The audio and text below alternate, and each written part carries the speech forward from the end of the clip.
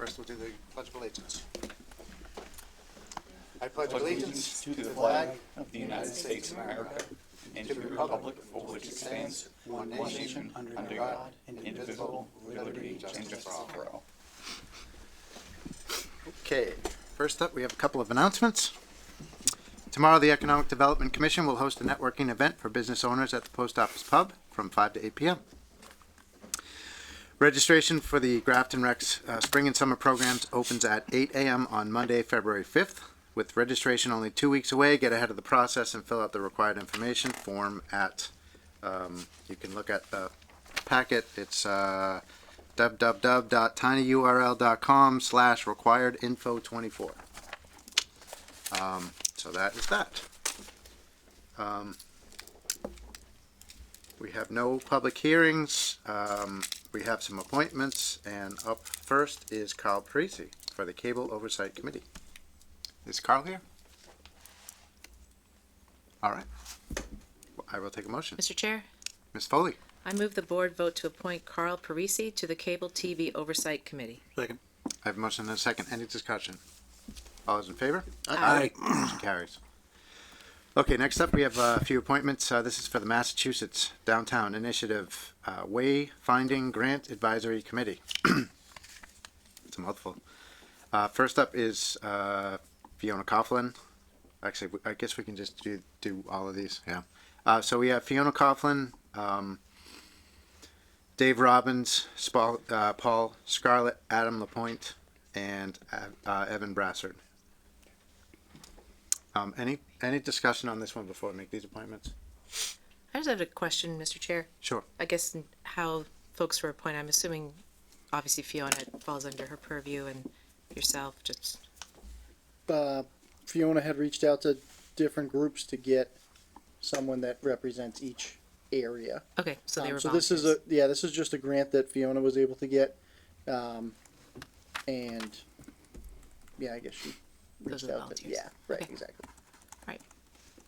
Mr. Chair, Ms. Foley. I move the board vote to appoint Fiona Coughlin, Dave Robbins, Paul Scarlett, Adam Lapointe, and Evan Brassard to the Massachusetts Downtown Initiative Wayfinding Grant Advisory Committee. Second. I have a motion and a second. Any discussion? All those in favor? Aye. The motion carries. All right, next up we have appointments from the town administrator or fire chief. And first up we have public safety dispatcher Tanner Crew.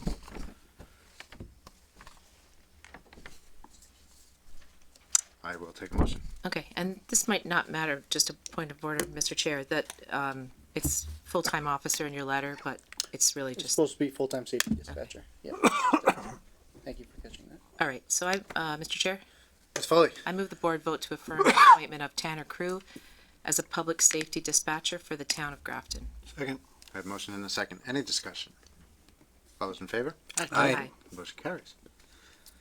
Next up we have the auxiliary firefighter Philip Gonzalez. Mr. Chair, Ms. Foley. I move the board vote to affirm the appointment of Philip Gonzalez as an auxiliary firefighter at Station 3. Second. I have a motion and a second. Any discussion? All those in favor? Aye. Motion carries. Next up, we have new business. So first up is a joint meeting with the Accessibility Advisory Commission.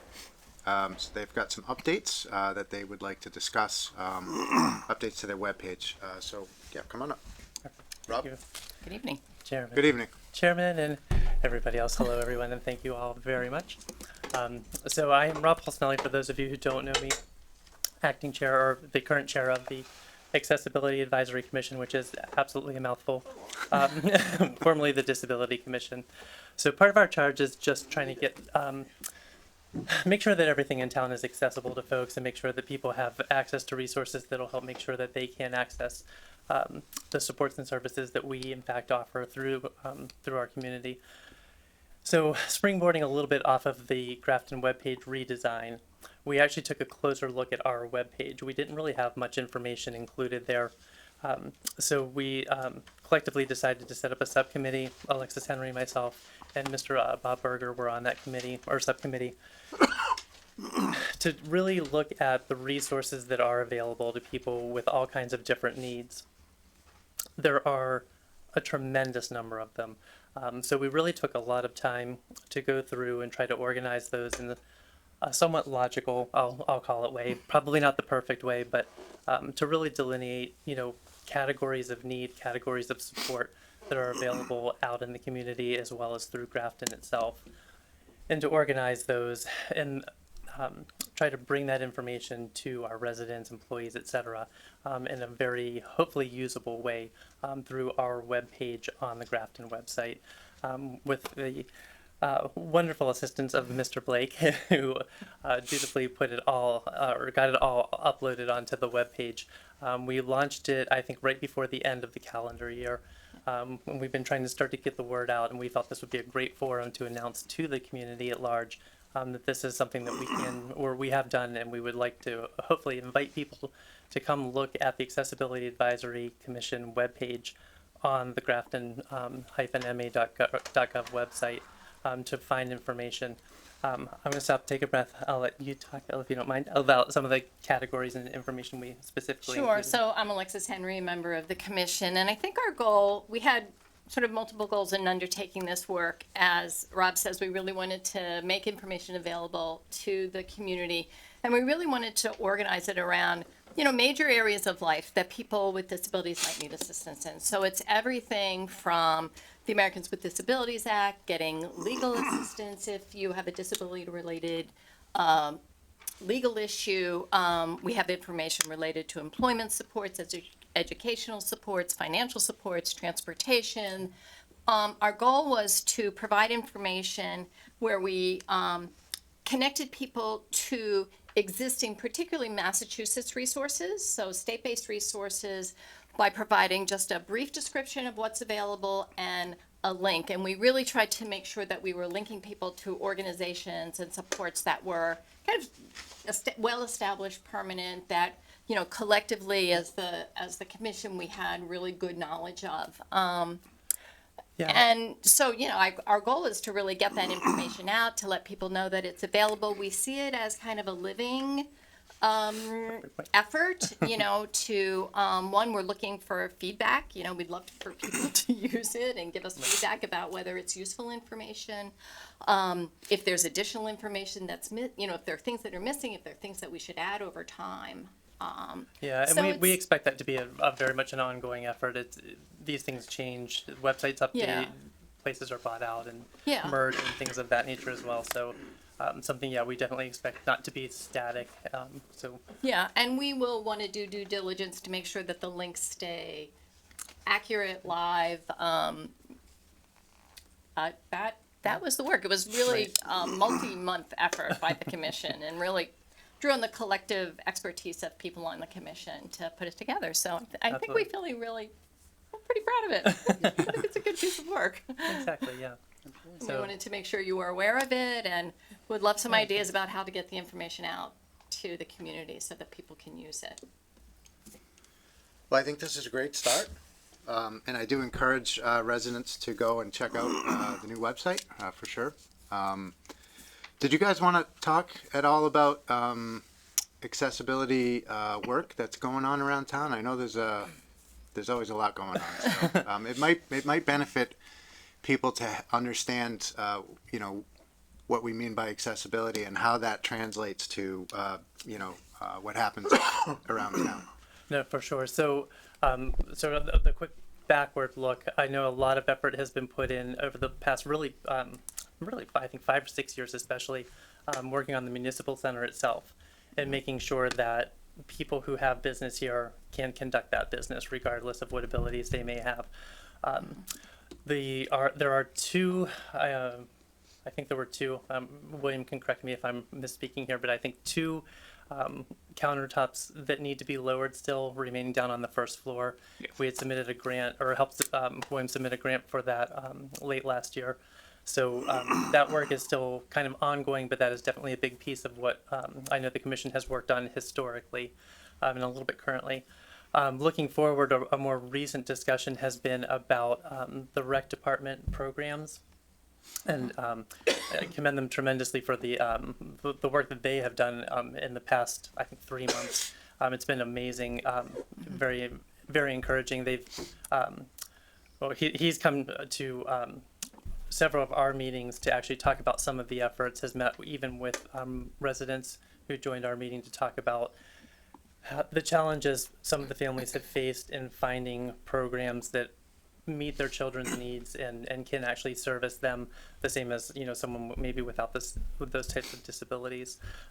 So we try to help advise and provide support and expertise when we have it on topics like that, and to help make sure those things are moving forward so that residents, volunteers, community members, employees, et cetera, can all gain access to the good work and programs that this town is actually offering. Separate from us, I will say too, and a couple of the links that we've included on our webpage involve efforts too. I think that the town has done a really good job at just voter accessibility, making sure that everyone is able to go and vote or able to vote from their home. Making sure too, if they have challenges accessing any programs within the community, that there's a forum for them to actually lodge that and let the town know so that the town can respond to it.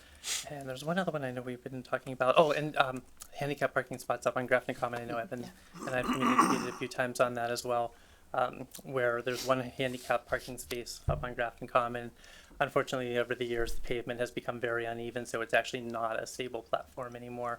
So things like that. Someone, again, a town person brought that to our attention, and we were able to communicate that up through the TA, and hopefully get it worked on in the spring if all goes as planned. And I think we want people to know that the Accessibility Commission really addresses sort of broadly this notion, because I think that the typical person may think of accessibility really just in terms of buildings and, you know, ramps and physical accessibility, but we're really trying to, you know, make sure that we address accessibility in a very broad way, you know, making sure that the town is accessible in terms of services, like Rob just said, the good work that the Recreation Department is doing right now.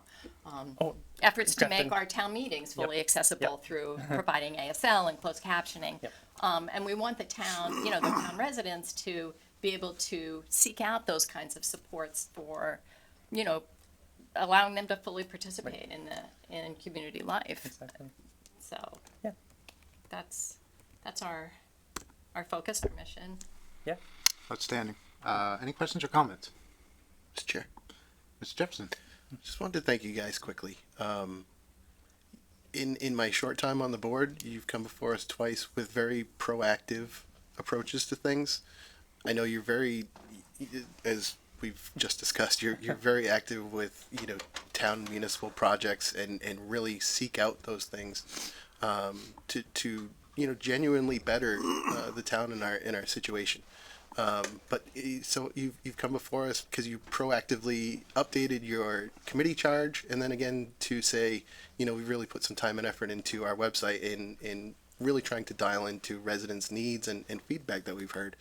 And I just think that's really special. It's you know, it's a lot of proactive work. It's really getting out in front of things and really, you know, just getting after it, for lack of a better term. So thank you for You're Thank very, you. thank you. Thank you. Alexis, Rob, thanks so much for coming in. I'll just say, can I just chime in Sure. as well? So I think that it's amazing what you've done. I can see the amount of work that you obviously put in over months, because I've looked at this page periodically. So, you know, kudos, and I think that this could even be held up as an example to other towns in terms of the amount of information that you have there.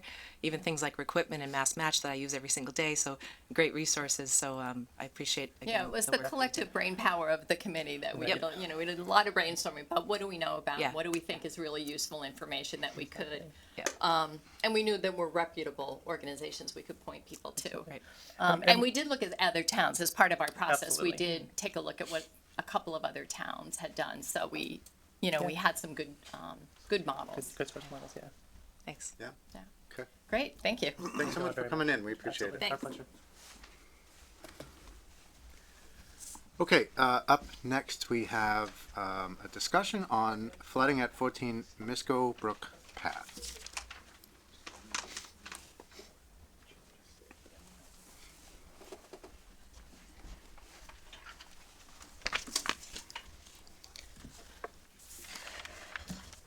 Good evening. Good evening. Margaret Bilodeau, 14 Misco Brook Path in Grafton.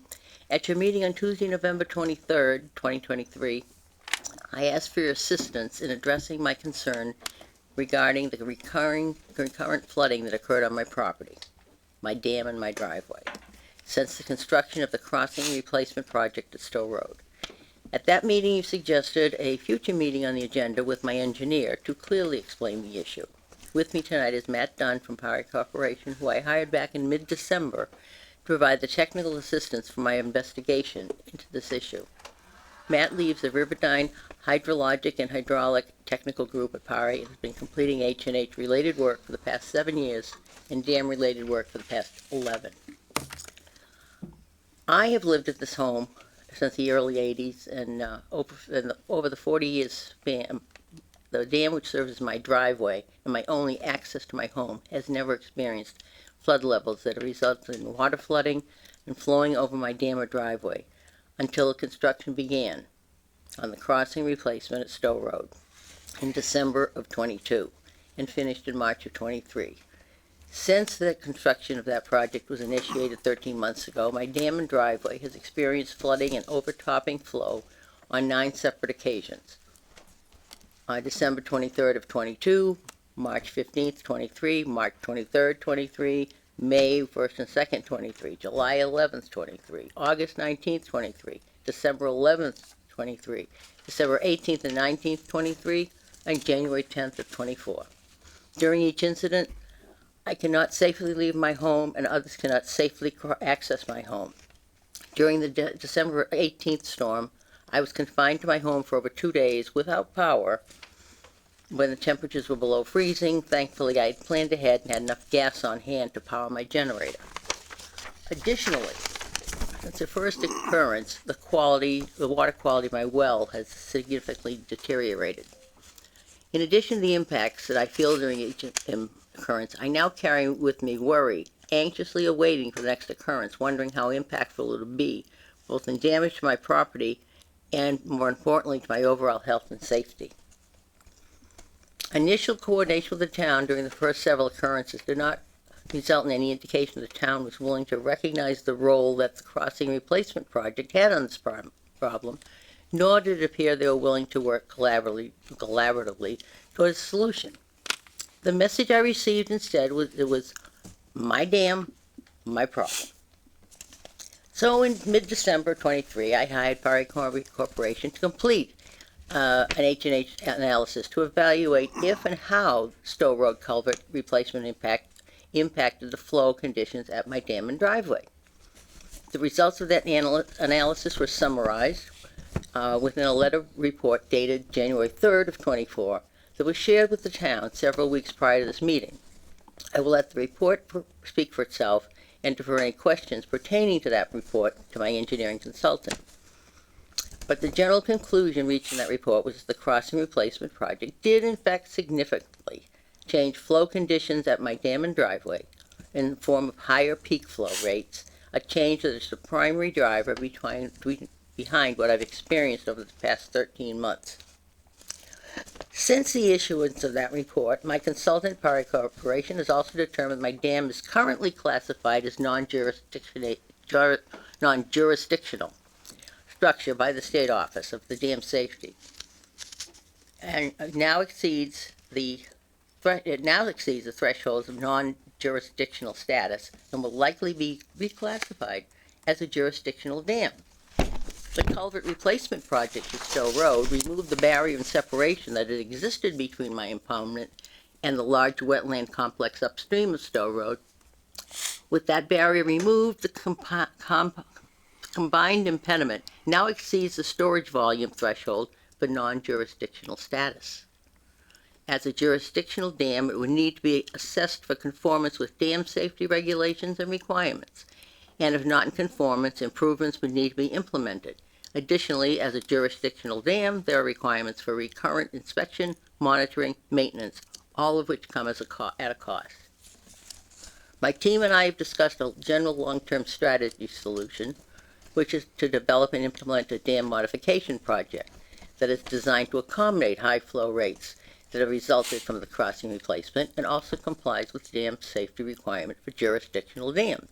The project would require a great deal of funding, estimated at between 0.7 million, and 2 million. Funding that is well beyond the budget of most, if not all, private dam owners. Additionally, the project will require a great deal of time to implement, estimated between 18 to 36 months, which does not account for the time that we needed to seek and secure funding that is required to do the work. Continuing to live with and worry about this condition for multiple years is something I simply cannot do. As such, my team and I have also discussed potential short-term measures, most of which would require time and funding to implement, although the level of both is much less than they are for the long-term solution. Earlier today, the town shared a letter that they had received from their council, dated January 22nd, yesterday.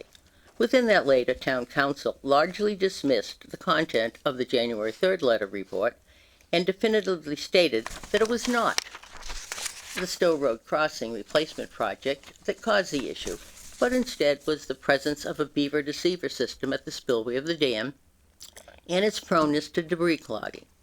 The letter did not offer an explanation as to how that definitive conclusion was drawn. Upon receipt of that letter early this morning, my team and I have reviewed its contents and the definitive conclusion that it is stated, and offer the following in response. The debris proneness of the beaver deceiver system does not change the fact that the Stowe Road Crossing Replacement Project has significantly increased peak flow rates at the dam, as outlined within the January 3rd letter. It does reduce the capacity of my spillway when it becomes clogged, making the impact of those increased flow rates even more of an issue. Additionally, the beaver deceiver system was installed in November of 21, 13 months prior to the start of the Stowe Road Crossing Replacement Project. Over that time, there were 5 storm events that exceeded 1 inch of rainfall depth. 1.3 in November 13th, 4.3 September 6th and 7th of 2022, 1.2 in September of 23rd of 22, and 1.1 October 17th, 22. None of these events resulted in this level of impoundment rising to the point where it overtopped my driveway. It was the Stowe Road Crossing Replacement Project that was primarily responsible for this flooding overtopping conditions, as well as the change in jurisdictional status of my dam. Therefore, I'm here tonight to once again request assistance from the town, assistance in the development and implementation of short-term measures at my dam, assistance in the development and eventual implementation of a long-term solution strategy for my dam, and assistance to comply with requirements that go along with owning a jurisdictional dam if and when my dam does become a jurisdictional structure. I have Matt done here to answer the questions, to clarify, because I wasn't clear enough when I explained how this situation is happening, has happened, and continues to happen, and is it's eroding my dam, my driveway. It's gotten to a point where I was told that if, God forbid, I have fire, they will stop the fire engine at the bridge and lay hose the rest of the way down. And I may not be able to get emergency vehicles across in case with the water. So I am very concerned about that, so I really can't postpone these things much longer. I can take the beaver deceiver out, and we can see what happens. And as far as the beaver deceiver goes, the mosquito control people have been down since I was here before. They were saying, well, it's got to be the beaver deceiver. They've been cleaning it out and cleaning it out. They were down practically on a daily basis, working to make sure it was clean at all times. And I'm still getting flooded. So if you have any questions for Matt, he's here to help, because you didn't understand when I explained what happened. Thank you so much for coming in. Thank you so much for your kind of thorough discussion of the topic. I know this has been really difficult. I can hear in your voice, the emotion that comes along with this issue and working with the town. but thank you for, yeah, taking a very civil approach. I really appreciate that. And thanks for coming in. I'll open up for discussion and questions. Mr. Mead. Chairman. So I just need to, I read your, I read your report. I didn't go through all the graphs because you had 1,000 of them. And I don't understand them anyway, so. I've got a couple of questions. So what we've got is we've got the Great Meadows, you know, where the Great, maybe you refer to it something else in there, but the Great Meadows, which goes really the length of George Hill. And that's a big water area, swamp area, conservation area, it's all there. And then it comes down to the Stowe Road Bridge. And then it goes from there through Mrs. Billadou's property to a dam, and then to a beaver deceiver, and then down a river to Silver Lake. That's how it goes. Okay. So, Excuse me, the beaver deceiver, then the dam. oh, I'm sorry. Okay. Yep. So what you're saying, and I didn't see that in your report, is that because that culvert was replaced, we're emptying more water from the Great Meadows down the river to the beaver deceiver to the dam to Silver Lake. Am I correct in that? Not more volume. Okay, wait a minute. Hang on. Yep. So we're not taking any more water volume out of the Great Meadows under Stowe Road, down the river to the beaver deceiver to the dam to Silver Lake. So there's a difference between volume and flow rate. Yeah, okay. Yep. Yeah, okay. No, explain. I'm Yeah, the sorry. volume is the same. What was happening before with the original Stowe Road crossing was because of its size was fairly limited, and the established beaver dam that was at the crossing, and the amount of storage within the, I don't remember. Great you Meadow. just- The Great Meadow, The yeah. Great Meadow, Yep. the amount of storage that was in there, the limited capacity of that crossing and the storage, it was essentially acting like a flood control dam for everything downstream of it. It was able to store a lot of the floodwaters and slow the peak flow rate of the runoff that was coming at the area. Okay, so volume of water didn't increase. Volume did not. Volume never increases. Okay, Or so the volume of water didn't increase, even though what your report says is it's a larger structure. My report never said that the volume of water increased or decreased.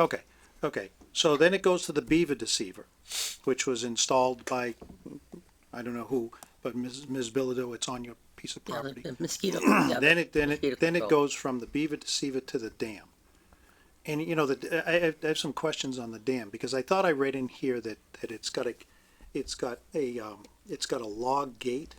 Is that correct? It's got stop logs. Stop logs. got a bay- Okay, it's got bay, stop logs. yeah. So those stop logs are not operable. Yes, they are. I've been operating them for 40 years. Okay, so how do you operate them? I pull them out and I put them back down. Okay, and was any of that done while this flooding was going on? They were out. They were out. All the boards were out, that I could take out were out. Okay, so I right had- now they're back in. No, they're not. They're not back in. No. Okay. Okay. So, I mean, this volume of water should have affected Silver Lake. Correct? The increased flow rate. Oh, I'm sorry. Yes, the increased flow rate should have affected Silver Lake and the dam at Silver Lake and the tributary that runs off of Silver Lake. And it likely did. Okay, but But- that's not but- something you looked at. But, no, it was. And not something we reported because it wasn't relevant to what we were tasked with. But Silver Lake is a much larger dam. It can handle more higher flow rate. And it's possible that huge beaver dam below me slowed things down as well. Okay. And Ms. Bildo, and I'm not, you know, I understand your situation. I would find it hard to believe that the fire department wouldn't go to your house, because I'm pretty sure that they would. you know, unless the water's, you know, 5 or 6 feet deep. I know Paul's right there. So where do you think I got the information? So, you know, I guess I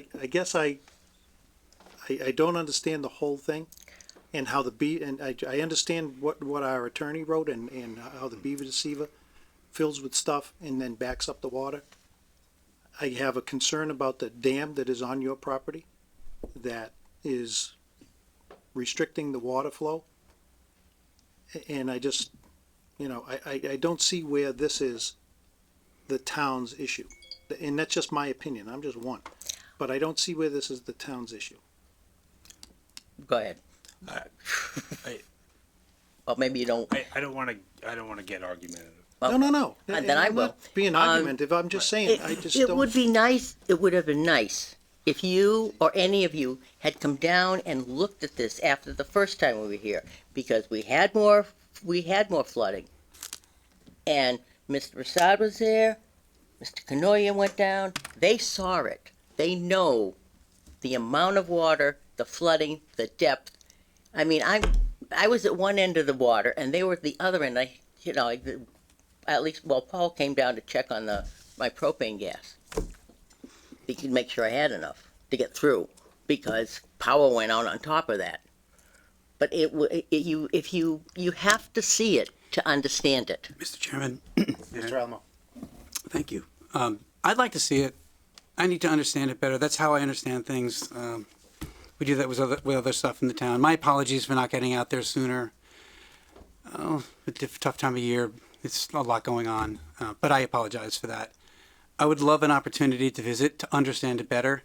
Because I think I'm kind of with Ray. I don't understand some of the engineering aspect, and it's not argumentative at all. It's exploring curiosity and trying to understand it as best as we can. And for me, the best way to do that is if you could just walk me through there, if I'm allowed to do that, if that's cool with anybody. I know that Evan's done that and others, and that probably is why there's a greater sense of clarity with people than at least I have. I even had Representative Yep. Moranian come down to see it as well because I was looking for some state money and he wanted to come down. He wanted to see so he could understand. And I think that's important. I mean, you're welcome to come down anytime. Okay. Mr. Hi. Brasser? Yeah, if I may, I have a couple of questions. Just, I've spent quite a bit of time out there at Maggie's house. I appreciate it. Oh, I thank really feel like he and Paul have been there and, you know, they really care and they're worried. I bought special boots, even my trunk, to be able to go out and visit. So just a couple things that I have trouble understanding. I'm not an engineer. Is there, so if the Stowe Road Bridge changed the flow rate, right? I'm saying that correctly. Yep. Was the beaver dam that was in place before we changed that culvert? Yep. Was that having a significant impact on the flow rate? Yes, so we looked at both, two scenarios at Stowe Road. One with, the existing crossing and the beaver dam in place. Okay. And one with the existing crossing and the beaver dam removed, if the beaver dam were to be removed. And it did, the results were different. But they weren't, for the lower storms, there was a little bit less so what we're talking about here is flood attenuation, when there's a crossing that can store some water upstream of it and only let through a certain flow rate. That's attenuation. So the amount of attenuation of the first scenario of the existing crossing and the beaver dam in place was a certain value, and then the amount of attenuation with the existing crossing and the beaver dam in place was slightly less during the lower storms, but actually more during the higher storms, because the existing crossing with the beaver dam in place was able to maintain a lower starting pool level. So it actually had even more storage available to it during those higher storms. So it was actually letting out less flow rate than the first scenario. Okay. Is that Yeah, I think so. okay? I'll watch the tape a couple of times. No, this, to me, this is important. Can you articulate that one more time? Because my Trying to brain's do a really better slow. job this time. Nope. And I think I make mention of this in the report, and I can certainly, I'm more of a writing on paper type Sure. person. So if it's not clear, I can certainly communicate it in writing. But we looked at two scenarios at Stowe Road, existing conditions. We looked at the existing crossing with that pretty well established 4 to 5 foot high beaver dam in Yep. place, and then we looked at the existing crossing with the beaver dam removed. Under scenario, let's call it scenario A and scenario B. Under scenario A with the beaver dam in place, that had a certain level of attenuation during lower storms and a different level of attenuation during higher storms. So with scenario B, it had less attenuation than scenario A during those lower storms, the 1 year, 2 year storms, and more attenuation during the higher storms.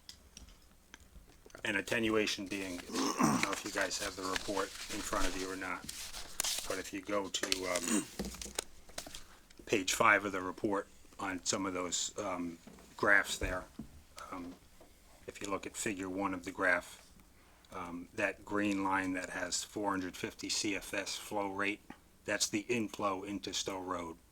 And that blue line there that has 170 CFS, that's the outflow from the Stowe Road crossing. So that's attenuation. That's when you see that flow rate of 450 coming at the Stowe Road crossing in the storage area. But because the Stowe Road crossing only has a certain amount of capacity, it can only pass a certain flow rate, and everything else gets stored behind it. So that's why you see that level of attenuation. The volume is the same, but the flow rate is significantly less. And flow rate matters because it's what Miss Bilodeau's property is seeing.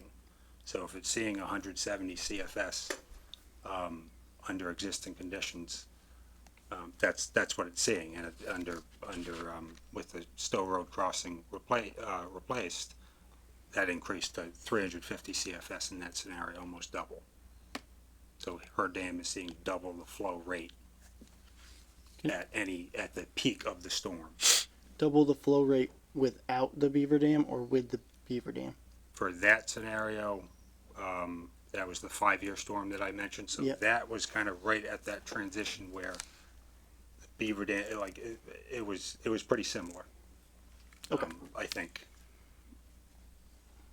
Under scenario B, the flow rate pre-project may have been 180 CFS. It may have been a little bit higher, less attenuation than scenario A. Okay. And I can, if that is a sticking point, I can certainly amend this report and provide those results. That way it's just not me. It sounds like what you're saying is it's similar. It is similar, yes. Yeah. I have one more question. So the other thing that I've been trying to wrap my head around when I'm there. So we have the beaver deceiver. Then we have the spillway. We have all of the boards removed from the spillway. But the spillway that I've seen, it's never more than about a third full of water. Maybe closer to a half. Between the deceiver and the stop bog bay. No, so on page 2 of your report, there's a picture that I think illustrates, it's the top picture. Yep. Illustrates where I'm having trouble wrapping my head around. So how it looks to me when I'm there is that this spillway culvert is So the spillway, the spillway is the row of stop bogs. This is the spillway. This is the outlet culvert of the spillway Okay. system. Yeah. So let's say the outlet. Okay. Is that good? Yeah. Okay. Yeah. So the outlet is generally there's a lot of capacity, it looks like, in there, because even with all of the boards removed, the deceiver is not letting enough water come through there to, say, take up more of the capacity in the outlet. Right. Okay. So my question would be, if the deceiver's removed, and you have all the boards out of the front part. Yeah. Well, I can't remember. So the front part, boom, we've got all the boards out. The dam. The dam, sure, good. So we've got all the boards out of the dam. now we have more capacity coming through than we have currently because the deceiver is arresting some unknown quantity of water because it depends on how much stuff is in front of it at any given time, Yes. right? Layman's terms. I get that it might not be perfect, but Yeah. that's how I'm getting in my brain. So if we had no deceiver and no boards in the dam, do we have enough capacity to handle the majority or all of these flood events? No. Okay. We won't have a pond. No, I know that. Well, Yeah. I'm Right. not saying that that's the course of action. I'm trying to get my brain around how this works. And that's easy enough to provide the numbers for. Okay. Um, That would be helpful to me Yeah. to understand. So we're gonna have rain, and it's 3 days away, and so all the boards are pulled out, and we draw down capacity in that. Draw down attenuation in the thing. Yep. You know? Okay. Make less water in the pond. And then we get all that rain, and we've got now nothing restricting it, just right out the spillway. We still don't have enough. We still are moving the flow rate is too high for the dam to handle. I mean, it depends what the rain event is. It's gonna have more capacity if under that scenario for sure. Okay. And maybe it can accommodate the 2-year storm, whereas right now the 2-year storm is over top of the dam. Right, right. But it doesn't necessarily allow the dam to accommodate the 5-year storm. Okay. Understood. Yep. Those were the only questions that Mr. I Chair? Oh, go. I just had a question. So, when there is like a torrent, a storm with a high rainfall rate, I guess, that you would expect large volumes of water in a short period of time. When the boards are out, under the current conditions with the beaver deceiver, is the water, like, has it filled up on top of all of the boards? Do you know what I mean? I think you have to see it to really ask the question. The beaver deceiver, the dam, you got the spillway here, you got the dam here. I've got 4 sets of boards. I take out 2 sets. I wouldn't take out many more than that because I wouldn't have a pond at all. But beyond that is a cage, which is the beaver deceiver. And beyond that is where the beavers build their stuff and clog everything up. But there's underground pipes that are feeding the water to the thing. So you have to see it to figure out the question. I think your question is similar to the question I had for Matt a minute ago because it's the same thing that I I'm struggled. just trying to figure out, if you open the thing up, It- right? The problem is that there's a dam before the dam in my brain, right? So the beaver deceiver, when it's all clogged up, is acting like a dam. The flow rate, my words, maybe not engineer words, flow rate's diminished. So even with the boards out, you're not getting the full amount of capacity you would have if the deceiver was not in place. But the So you- claim is that the beaver deceiver's been cleaned out repeatedly. So this is just my opinion. I don't think having been down there and watched the people, I don't think you're not getting the same, with them raking stuff off of the deceiver, I don't think you're getting the same flow as you would if that thing was non-existent. And I also think that it clogs back up. Beavers or no beavers, it seems to collect a lot of debris as soon as the water rises in either of the storage areas, whether it be Cider Mill or Great Meadow. It carries a lot of junk down that may make it through the outlet that are not making it. It's not making it out the outlet currently. And the current beaver deceiver was put in November of 21. Is it 21? Yep. Yeah. Yep.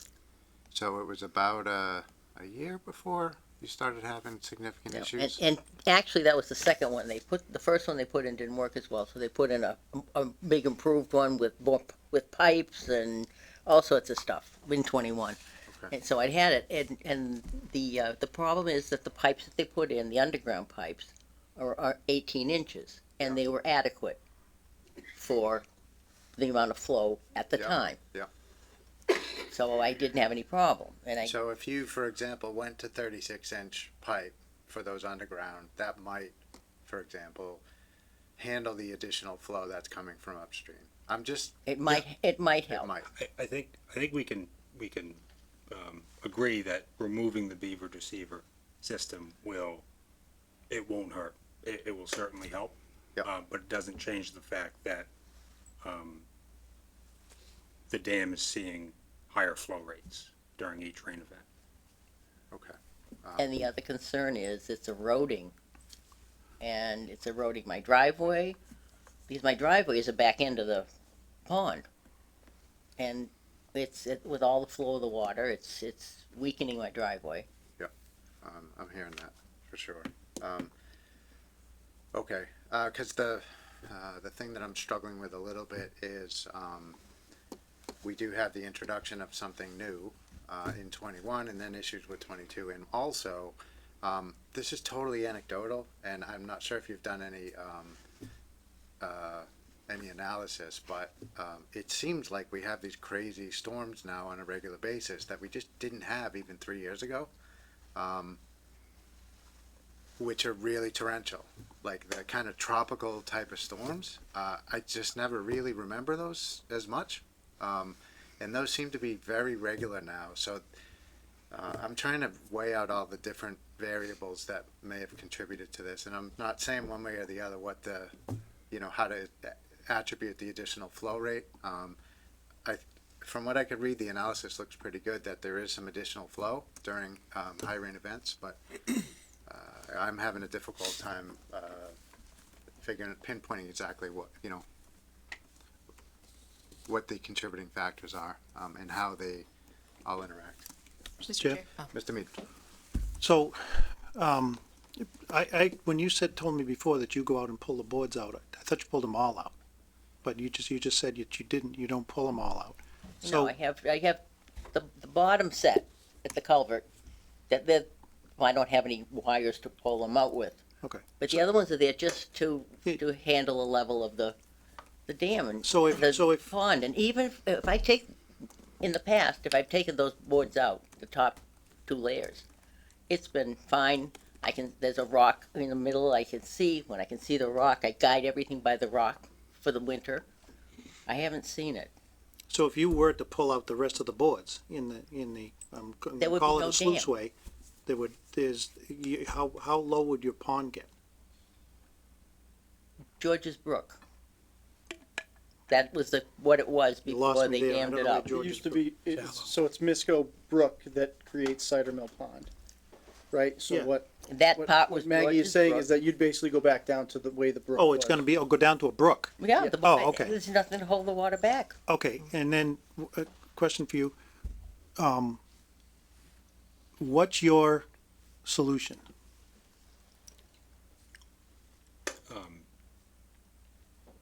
So the solution, and we haven't really discussed this because it wasn't in the report, but. I know, that's why I'm asking the Right, question. right. But the first part of that is the jurisdictional status of the dam.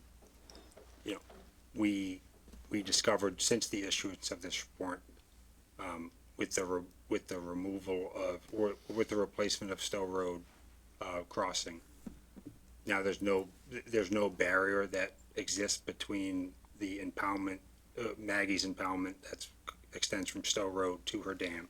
There's no separation there between that impoundment and the impoundment that exists upstream of Stowe Road. I keep forgetting. Great Meadows. Great Meadows, yeah. So now it's a single impoundment, and the storage volume within that impoundment now exceeds the threshold of a non-jurisdictional dam.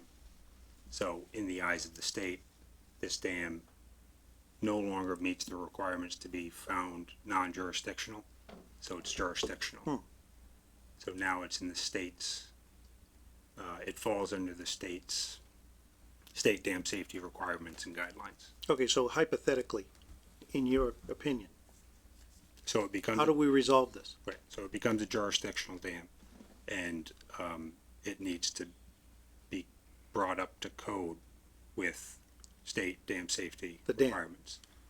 The dam, so it needs a new spillway structure a new culvert size to pass its required spillway design flood per the state dam safety regulations, which would be, it depends on the hazard. So part of that assessment would also identify what the hazard of this dam is now, whether it's low or significant. It's certainly not high. It's most likely low, but it could be significant if a dam break analysis shows that it has enough impact at Silver Lake Dam. Correct, yeah. So if it's low, it's the 50-year storm. If it's significant, it's the 100-year storm. So we'd be looking at a new spillway here, and potentially there's a low area to the behind Ms. Bilodeau's house, left abutment, that could be reworked and also serve as an auxiliary spillway. So between redoing the primary spillway and working in that auxiliary spillway, such that it has capacity for the spillway design flood 50-year storm or the 100-year storm, whatever it ends up being, and has adequate freeboard and won't overtop during that design storm. So a new dam. A new spillway, which, yeah. So, just a quick question. Emery, sorry. Go ahead. Finish, go ahead, thank you. So, is it possible to change the flow rate upstream to similar to what it was before? Because obviously, if that is the issue, then the containment upstream shouldn't be an issue, because that was at a certain flow rate before, and wasn't an issue then. Is that a possibility?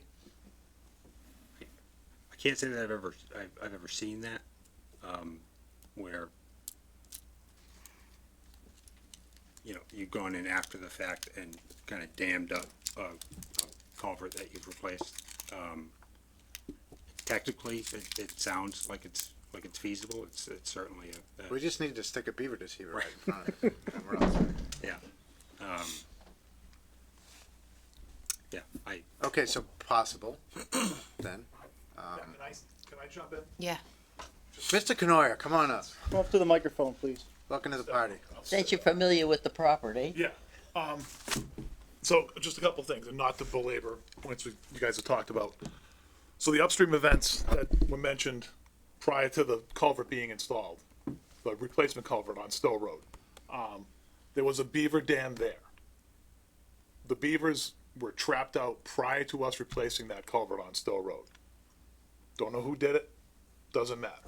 So the beavers were gone, but the dam remained. So anything that happened prior to us replacing the culvert, there was a 4 to 5 foot high dam, as he said, that was holding a significant amount of water back whenever it rained. Okay. So when they did the culvert, they took that dam out. Yep. And there was no activity to this day. There hasn't been any activity north or upstream of that culvert. Beaver activity, yep, okay. So the beaver activity is gone. At Margaret's Beaver Deceiver, just so you know, there's a thing 30 feet out in the water. The two 18-inch pipes come through this, and it's a 4x4 wire mesh. And it kind of overlaps. So some places it's only a 2x2 square, and really all it takes is a stick, a bunch of leaves, swamp grass gets in there, starts clogging it, even with no beaver activity. The last 2 events ago, there was ice on the pond, so the beavers weren't even active. And just the debris floating through the water was clogging it up. So that's, I want to just make that clear, that thing has to go. I think, everybody that's been there on several occasions, myself, Evan, the Central Mass Mosquito Control people, Ernie King from the Highway Department, who's been diligent about trying to go down there and just maintain so Margaret can get out. It clogs up when there's no beaver activity at all. It's just the debris in the water, and it's the holes are too small for the water to pass through. And just, your mention of, I'm just gonna read something real quick. We get today from our stormwater people, who is VHB, just the upcoming standards that the DEP is now probably gonna adopt, because once, they're in draft form or whatever, proposed revisions, which in 6 months will be the rule.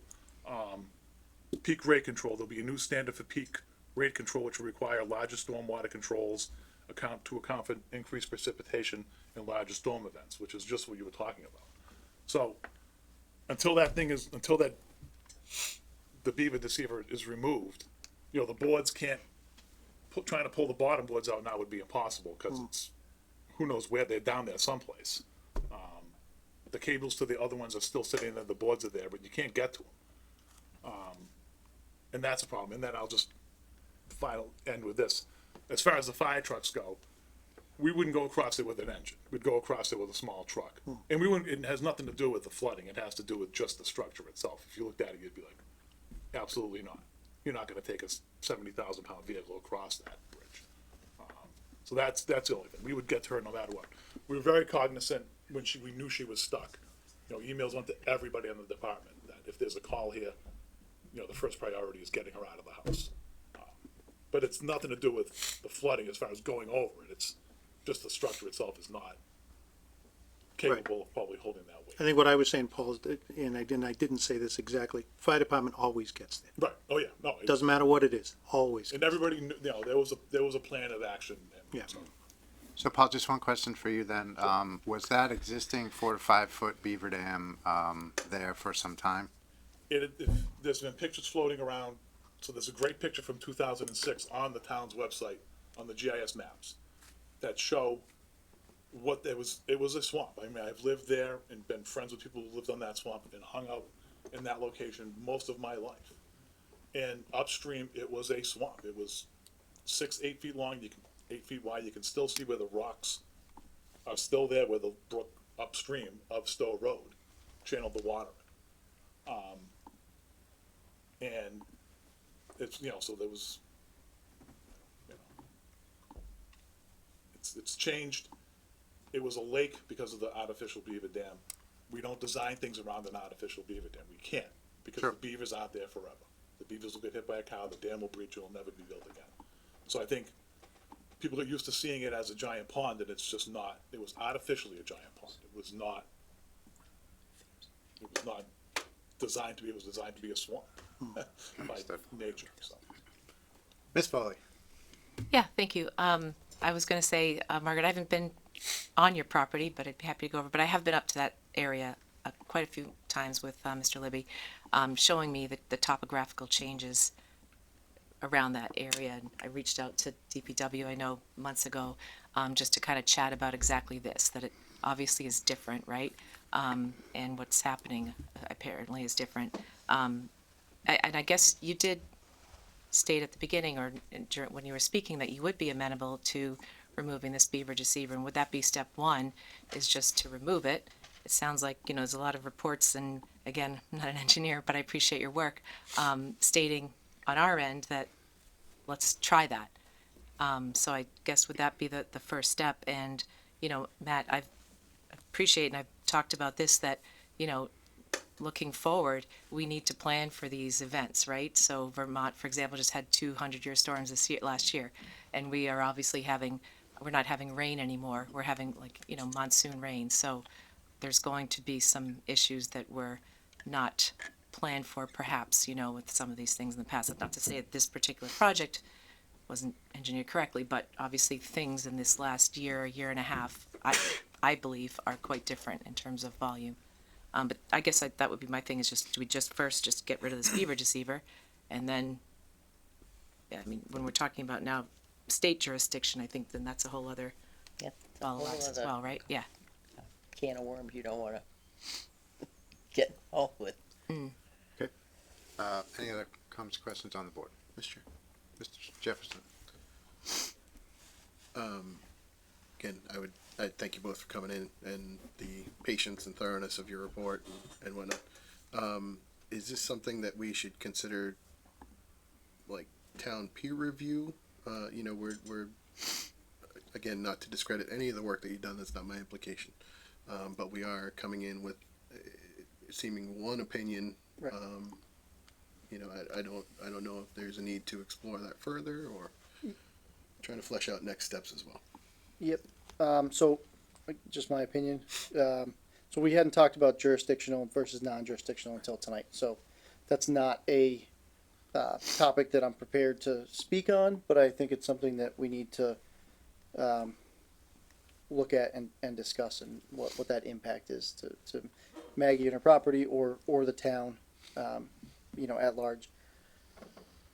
I think that it depends whether this needs to be peer reviewed or not. Depends on our next steps, in my opinion. So, if we remove the deceiver and we have good results, and we work together to find whatever that next step is, and we can keep it from being jurisdictional, yada yada yada, yada yada yada. Because I haven't thought out the rest of this yet. I'm going as we go here. Then I think my concern is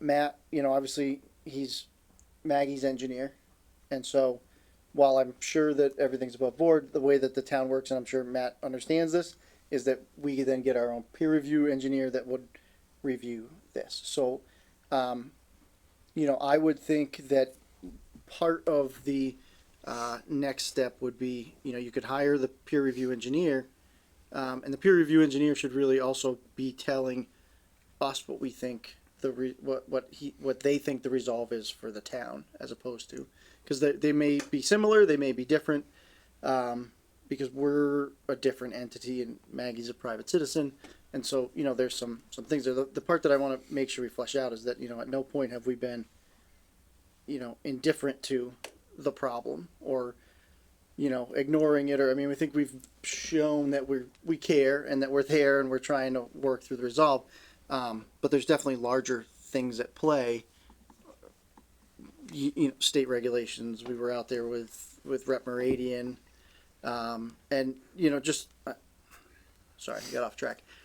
I guess what I would say is, I think that, in my opinion, we should remove the deceiver, get some better flow, and then at the same time, the town can explore through its council and peer review, what peer review would count, would cost, and then what council's recommendation is that we do. Does that make sense? Mm-hmm. Sorry, that was 2 sentences I could have started with, but I apologize. Yeah. All right. I got there at the end. So is the board happy with that course of action? Yeah, I just want to clear up that we, the town of Grafton, we're not going to remove the deceiver. Nope. Oh, no, the mosquito, Mosquito control would. people have already agreed to remove it. Oh, okay. It's just a matter of, does it have to be a combined 99 Yep. degrees for them to get in 99 the water? 99 degrees, air and water, before they can go in the water to do anything. Add the two numbers together Okay, so it's gonna be a little while.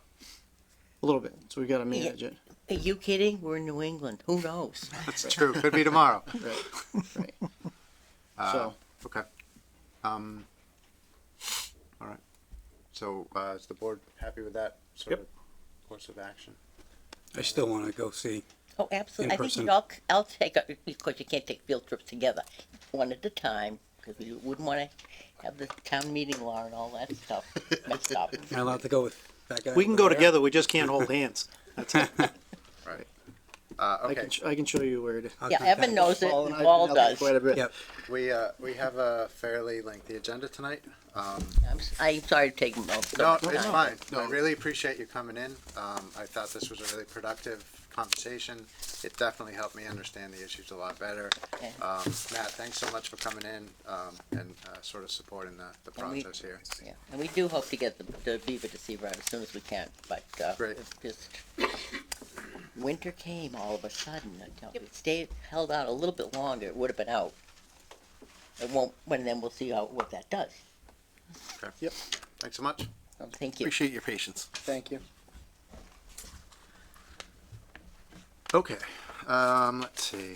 Next, we have an order of taking for Millbury Street and Crosby Road sidewalk project.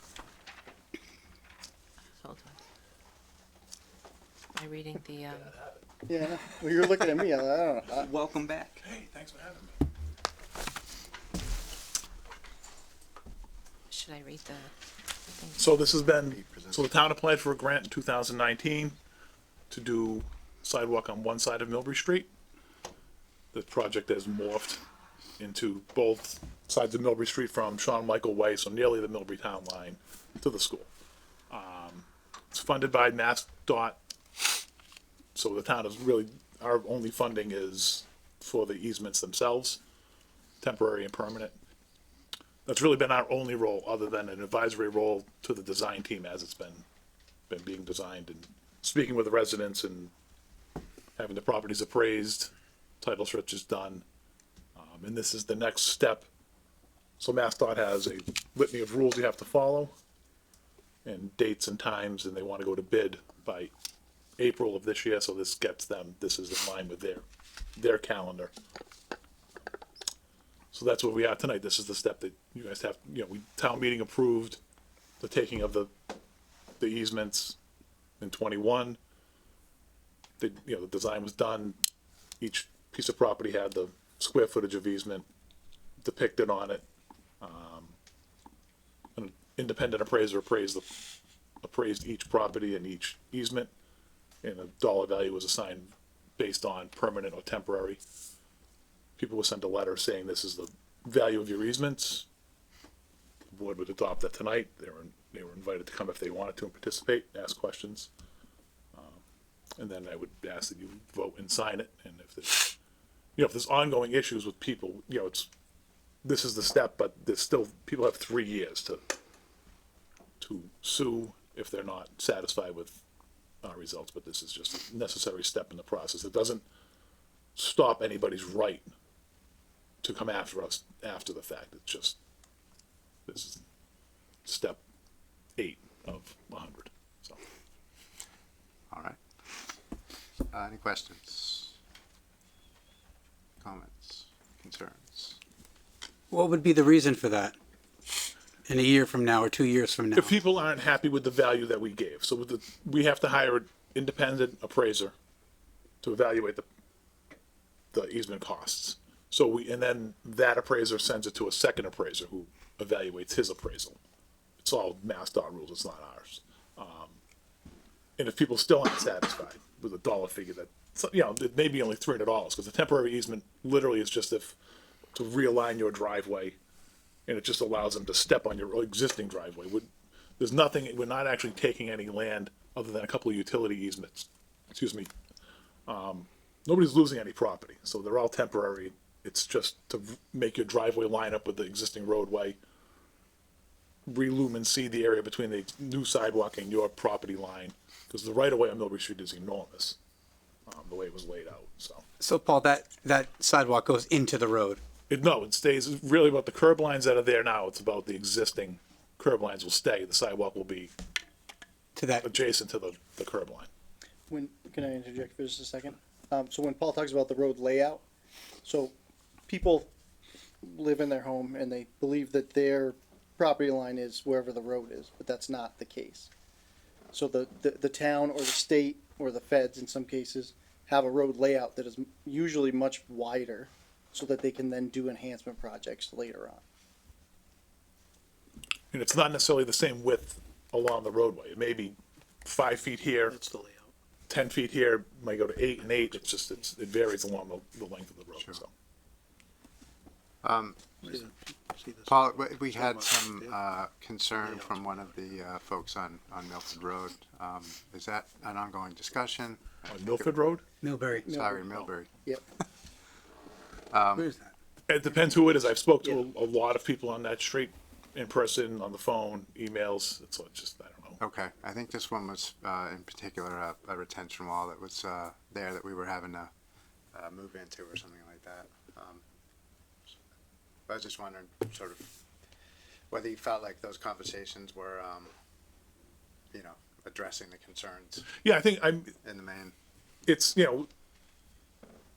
every concern that I had that I could address back, I did myself. If I had to send it to the design engineer, I did. And then I haven't heard from anybody in several weeks. Okay, So it's not, people still may have issues. It's, sure.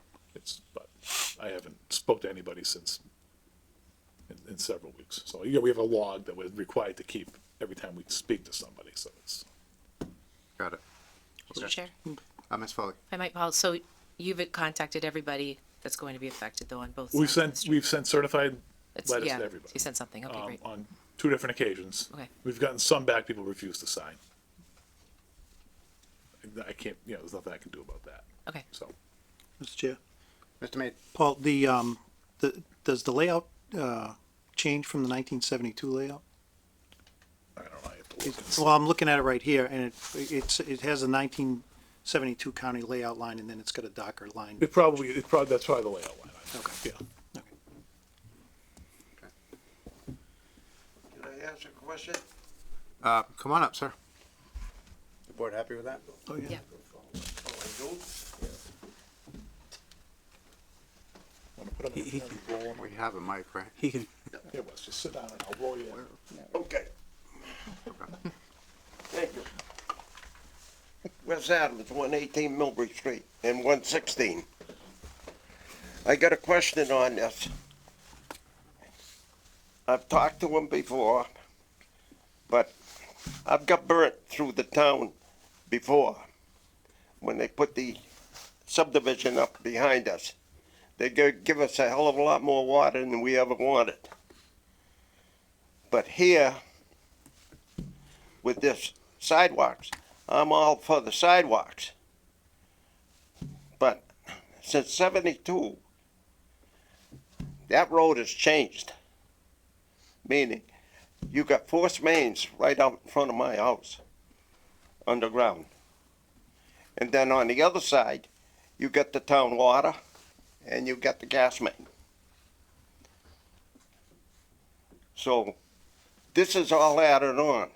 Now, my house, right now, the elevation to my garage is 352.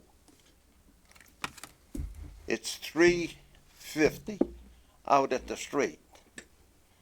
They go and raise that road up, then I'm gonna get water. This is my question. I mean, they say they're not gonna do it, but they did it to my brother down the street. And he got water into one of his houses. So, like I say, I'm not arguing the price or anything, because it's not taking property from me. But it's just the idea. I don't want to be getting water. I'm only working with two feet and 94 feet to my garage. And I'm wondering, why have we got to have two sides for bicycles? We got a sidewalk coming from nowhere, going nowhere. I mean, they say they're gonna put it on Crosby Road. But you still got it from coming from nowhere to going nowhere. Well, with respect, this is the start. We have sidewalk projects happening all over town. It's long been a goal of this board to try to connect neighborhoods with children to the schools. Yep, This I is- agree. This is part of that initiative. Should have went in when the school went in. Shoulda, woulda, coulda. I can't speak for what was done in the past. Yeah. So I guess the other piece is that sidewalk infrastructure doesn't all go in at the same time. The town could never afford that. This grant and a lot of grants like this require certain features on the road, like it's called Complete Streets. So they want certain features for different modes of transportation. Yeah, And that's a requirement if the town is going to get funding to do these kinds of projects. They're very expensive. So, you see that kind of thing down on Main Street as well. As to the specifics of this project, I can't really speak do to you that. think this is gonna slow the people down? They're doing mass pike speeds out there now. I can't speak to that, to be honest. This is the biggest concern. Well, so Sure. given yeah, Mr. Jefferson. I was to say that's not really the goal or concern of this project either. We're talking about two different scopes and two different issues. This is increasing walker safety in the vicinity of the school. You gotta speak up, I ain't got my ears turned. Sorry. We're really talking about two different issues at this point. the speeding issue is an enforcement one, the sidewalks are a safety issue. So, Oh, yeah, I realize that, yes. but it's unfair to combine them, you know, and Well, you I gotta, suggest because that- if you don't, nothing's gonna be done. but we're not suggesting that the sidewalks are gonna slow traffic. You That's, think it will? no, we're not. I don't think anybody's attempted to make that claim. Was this was gonna slow traffic down. Sorry?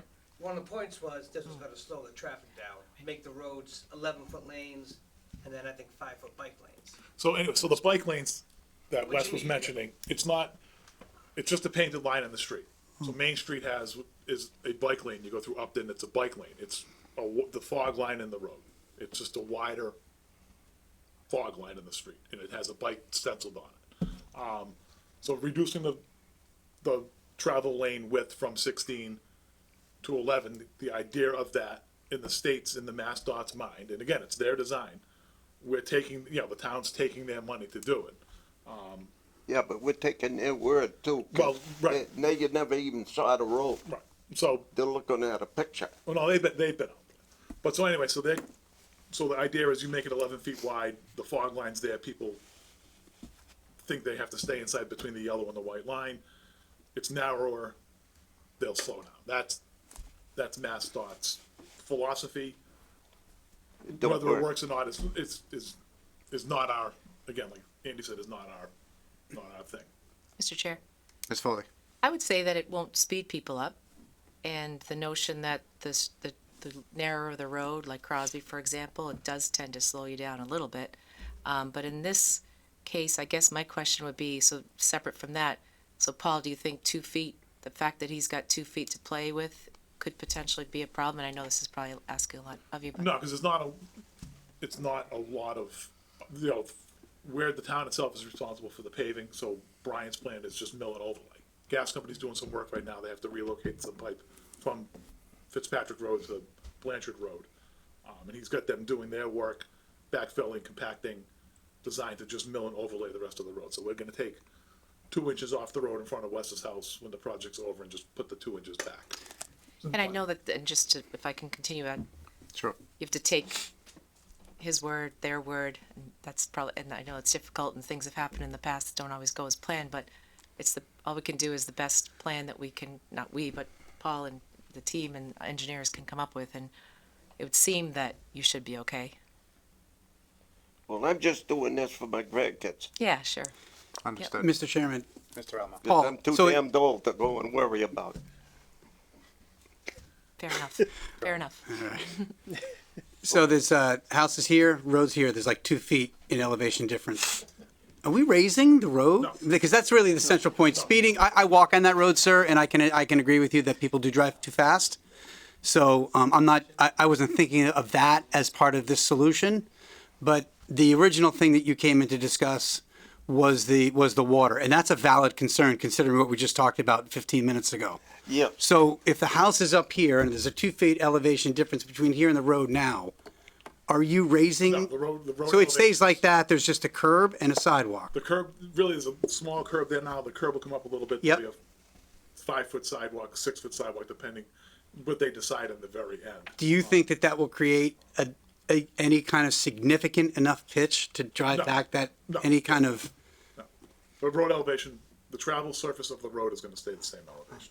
How about the sidewalk elevation at the, that's gonna be at the high. driveway? That's gonna, it'll slope down to the driveway, flat. then come back up. So it'll be, So, with respect, I'm gonna move this conversation along. These concerns, are not really the purview of this board. We're here to discuss whether we, are gonna move forward, with takings, to support this project or not. There is a process, to engage with the project, to address those concerns.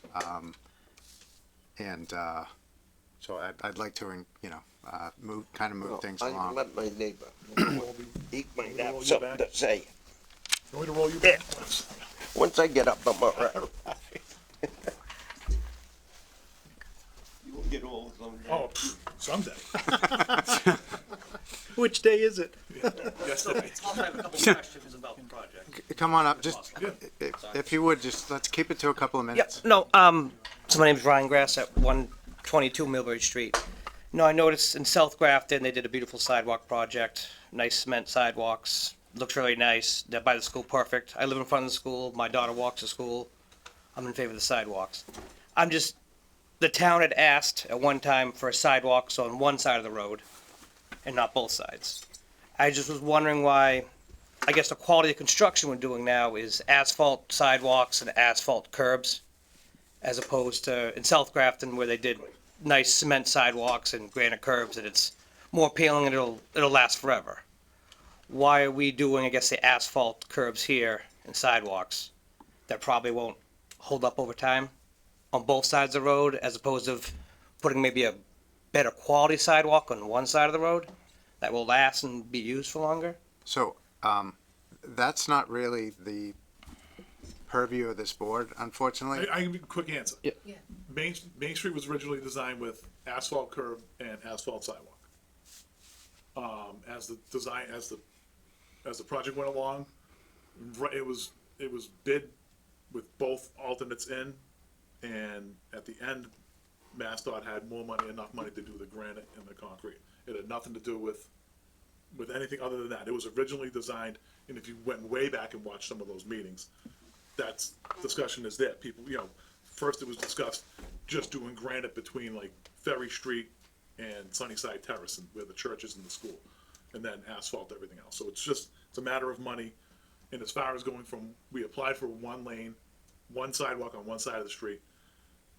When MassDOT, because of the accessibility, which we heard earlier in this meeting, the accessibility requirements of MassDOT, they required them on both sides of the street. It's really the project cost, it's our tax money, but it's not money that we as a town are spending, the state's spending it as part of their Safe Routes to School program, so. Sure. All right. Thank you very much. Thank you, sir. All right. Any other questions, concerns, comments? All right, moving on. Mr. Chair, Yes, Ms. Foley. I move the board vote to approve and sign the order of taking as presented in compliance with the provisions of Chapter 40 and 79 of Mass General Laws for the Millbury Street Crosby Road Sidewalk Project. Second. I have a motion and a second. Any discussion? All those in favor? Aye. Motion carries. All right, next up, we have Thank you, the budget forecast. Mr. Chair, Yes, Mr. Brass? could we potentially take the 3 Worcester Street out of order? We could. Because we have Frank from the schools, and I want to make him sit through my presentation Fair enough. Yeah. Okay. any longer. And I know there's other people here that are here for that issue. So Is the board happy with that? Yep. Yes. Okay, good. All right. I got enough. Good evening. Good evening. Nice to meet everyone. Thanks for coming in. We appreciate it. Sure. I believe Dr. Cummins sent a memorandum to everyone explaining the potential cost to button up the exterior of 3 Worcester Road. And I'm prepared to discuss any of that with anyone. Or yeah, if I can jump in, Frank. Yeah, sure. Thank you. So I took the information from Dr. Cummings and Frank's memo, as well as other ancillary information that we were tasked with finding, and just put it together into a 3-page slideshow just for the ease of conversation. So Frank, if it's all right with you, Please. I'll kind of run through that, and you can jump in where necessary. Sounds good. Okay.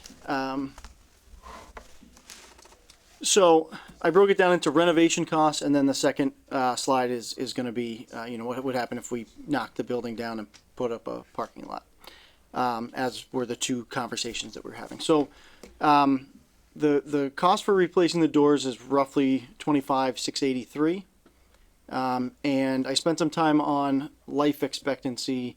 A door project like that should last about 30 years. And per Frank's memo, that would be done in fiscal 24. What kind of doors are we talking about? Garage. Okay. Are they, Frank has the quote more than I do. So, yeah, go ahead. I'm sorry. So right now the garage doors don't match. Yep. They're they function, but they're not really airtight or vermin tight by any means. Yep. and it would require some trim work, and getting them to match, I think, facing the center of town would be in everyone's best interest, and getting them to function as they're supposed to function. I believe they're fiberglass panel doors, like you would see. Okay, so basic garage doors, but Correct. they'll all match and look Correct. Yep. better than they do now. Correct. To me, the look of this building, since it is up near the common, is really important. So that makes sense. Okay. All right, so replace the roof. We have two quotes. One that Mr. Mead gave me earlier today for roughly 40,000. One for 94,400, which the school department got. I don't believe that they are apples to apples. They're different approaches to the problem. But I think the point is the same, is that we're in that range, right? We're coming up with a range of what it would cost to do this. So that would be something that the town and schools would work together on to do in fiscal 26. Assuming that would be a capital project of some kind. And the life expectancy, depending on the product used, is between 30 and 50 years for commercial. And then window replacement is roughly $30,000. We would look to do that as a capital project in fiscal 27. Is that around the whole building? Yes, it's all the windows that are 29 windows. Yeah. Okay. And that life expectancy is 20 to 30 years on a commercial window product. So that gives you a renovation cost of between $95,683 and $150,083. Okay. So demolition / construction costs, and again, these are, I just want to be specific. So when we talk to people about these prices, they're a generic what if price, right? We did not go and have anybody do survey work, site work. We're not paying money to kind of get a ballpark. All right. So building demo comes in at right between 150 and 200,000. The variance there is what they find during the process, right? Paving, we have two different quotes. One for asphalt is roughly 135,000. That would give you 25 to 30 years. It should be mentioned that in that 25 to 30 years, you're probably gonna have to do some kind of maintenance, whether that's seal coating or crack sealing or whatever that may be. Concrete is roughly 150,000. That gives you 40 to 50 years, and there's less maintenance costs in between. Sticking with that kind of demo paving project, you'll see a line that I made up called ancillary. And I did that just to adjust the price. And the reason I did that is because I believe firmly that there's going to be other things that we find as soon as we touch any of that property, whether that be fencing, plantings, there's just going to be other stuff. So I just wanted the final number to be realistic to where it would be. And then there's the Butler building. So a Butler building for a 30 to 40 foot, 30 by 40, is about 110,000 to 125,000. What needs to be mentioned with this is that there's significant design work that goes in while you're speccing a building like this. So depending on the school department's needs as we assess them at that time, which is somewhat location dependent, that price can change. And what I mean by that is, is it strictly storage that just has, one radiant heater that keeps everything at 55 degrees and it's just for storage? Is it a workshop? There's other things that go into this. Does it require bathrooms? Does it require any of that? So the rough cost of a project like that would be somewhere between 420 and 500,000. With some caveats, and I just want to, I'll flesh them out a little bit on the next slide. So the new parking lot would yield 23 spots or more, depending on layout and setbacks that are put into that parking lot. We do not have a chosen new location for a building like this. And I think that that's important because that also drives the cost of the replacement building, right? And then all aspects of the project, you have a window of 20 to 50 years if it's maintained. Excuse me. But if you maintain it properly, you're probably looking at 30 to 50 years. I think that 50 years is the useful lifespan of the project as far as restoration of the building. I do not think that you can really. I've seen estimates that go out farther than that. You really can't tell what's going to happen that far out.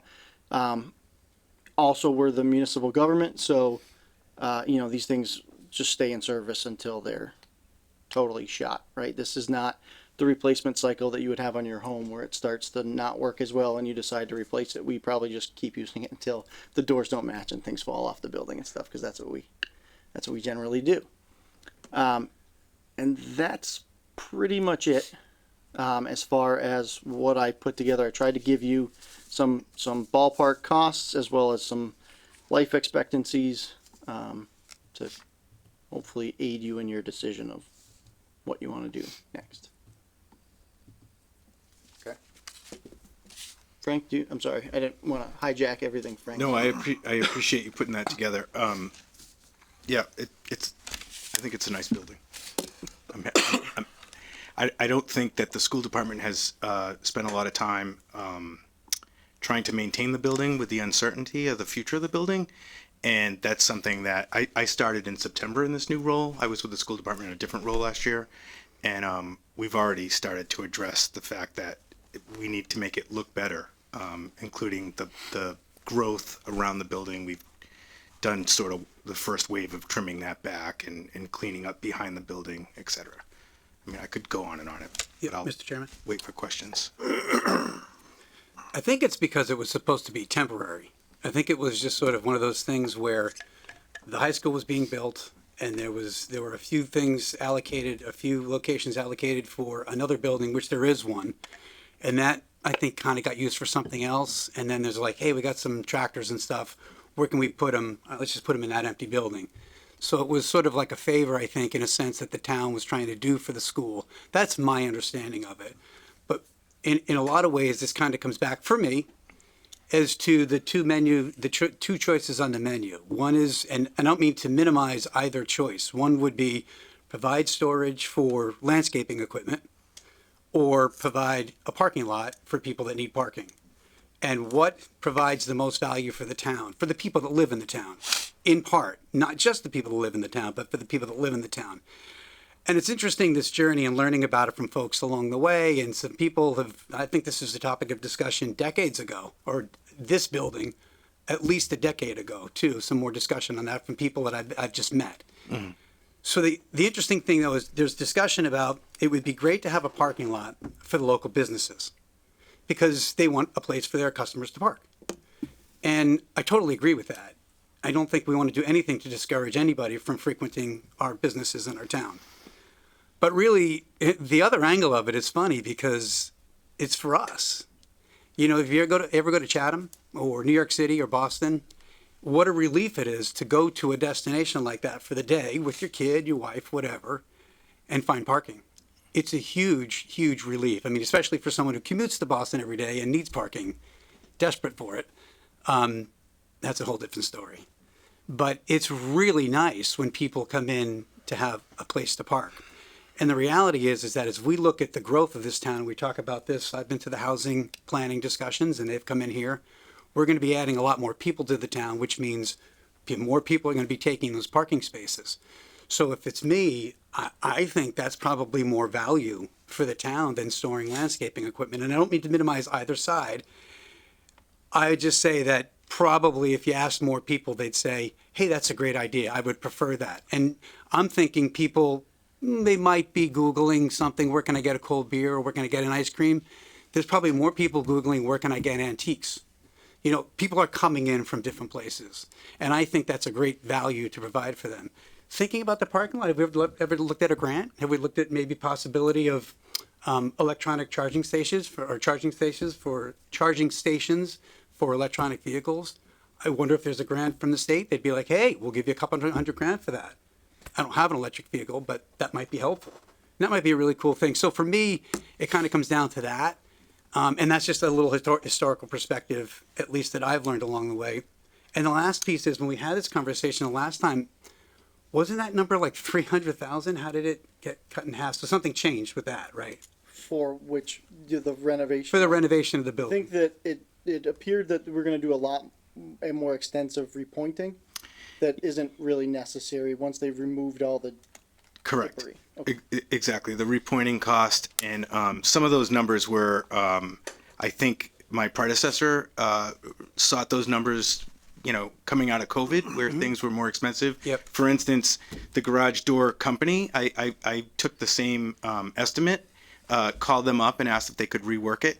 And they just said that the prices of the doors have come down significantly from when we originally got the estimate. So, and the pointing is minimal. Can I just interject one thing? Mr. Brassard, that come on in. I just realized that I did not put into the PowerPoint. One of the conversations we had too was about the threshold of work on the building and whether it would trigger you needing it to bring the whole thing up to AD accessibility. And it does not. And speaking with Mr. Berger, the cost of the project does not hit that threshold, which I'm going to forget right now. I think it's 30% of valuation, but working with the assessor's office and the building department, we would not need to bring the entire building to code. So no elevator, no other ancillary things that we had discussed. Thanks. Sorry. Oh, no worries. Thanks for the information. Mr. Chair, Ms. Foley. a couple of questions. That was one of them, so that's good to know. Okay. And Frank, I know you and I went through the building a little while ago. I don't remember yet when you first came on. So what is the interior any different now? Is it? have you Oh, been able to- it's dated. the same as when I saw it like yeah, a number of months ago. Okay. And then another question in terms of like school contribution with this, not only now with the potential upgrades and then in the future, who do we know whose jurisdiction that would fall under financially? I think every indication when I talked to Dr. Cummings is that he and Mr. Broussard would work it out as far as how we would, we're given a capital number each year and we prioritize all the needs in the district to where we put those funds. We could always use more funds like many departments in the town. And I think that would just be worked out between Dr. Cummins and Mr. Broussard.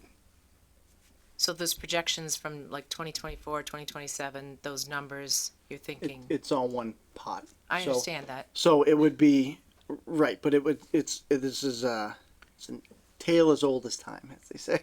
So whose jurisdiction is it? And so essentially, it's all all of these projects that Frank is talking about would be put into our capital plan to fund them, with the exception of fiscal 24, which Dr. Cummings has stated that would just come out of their budget that they currently have. So it'd come out of the town side budget plan.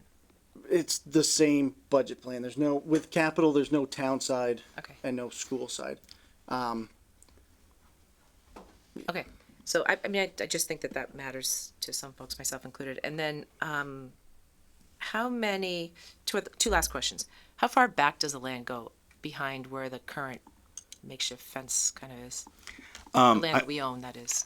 Well, our dumpster, I assume, is in the back of the That's the end. parking lot, and then there's a fence behind that. That's it. If you're from the street looking to the back of the property, to the right, there's like a drop off, a significant drop off. I think that marks it there. And then to the left, when we were trimming the foliage, I had mentioned that we don't want to upset the neighbors to the left of the building, and just to be careful, like trim it, and if we got any negative feedback, like, Yep. just Okay. we're trying to be good neighbors. I was wondering like how far we could push back. And then do we have any idea how many spots, this I brought up, I know previously at the first time we go around on this, how many spots could we gain with just clearing up the parking lot as it is, potentially whether putting down lines, I don't know, helps or not. Do we have an idea at all of that, or like So I think half of that, the 23 or not quite? I honestly, and I don't know what Frank's opinion is, but I'll speak for myself. I think that trying to have the public park behind that building is a very bad idea. Okay. This is just my personal opinion. So the school department is gonna have jurisdiction over the building. They're going to be doing things in the rear of that space, presumably, whether that's parking equipment, working on equipment, and now we're gonna put residents back there that are gonna be trying to turn around, park. I just think it's a recipe for problems. I think you can have, I would say it's probably 5 to 6 spots along that left-hand side before you get to the nose of the building. And then, you know, I think that people are gonna find places there, because I think we have more capacity than 5 or 6.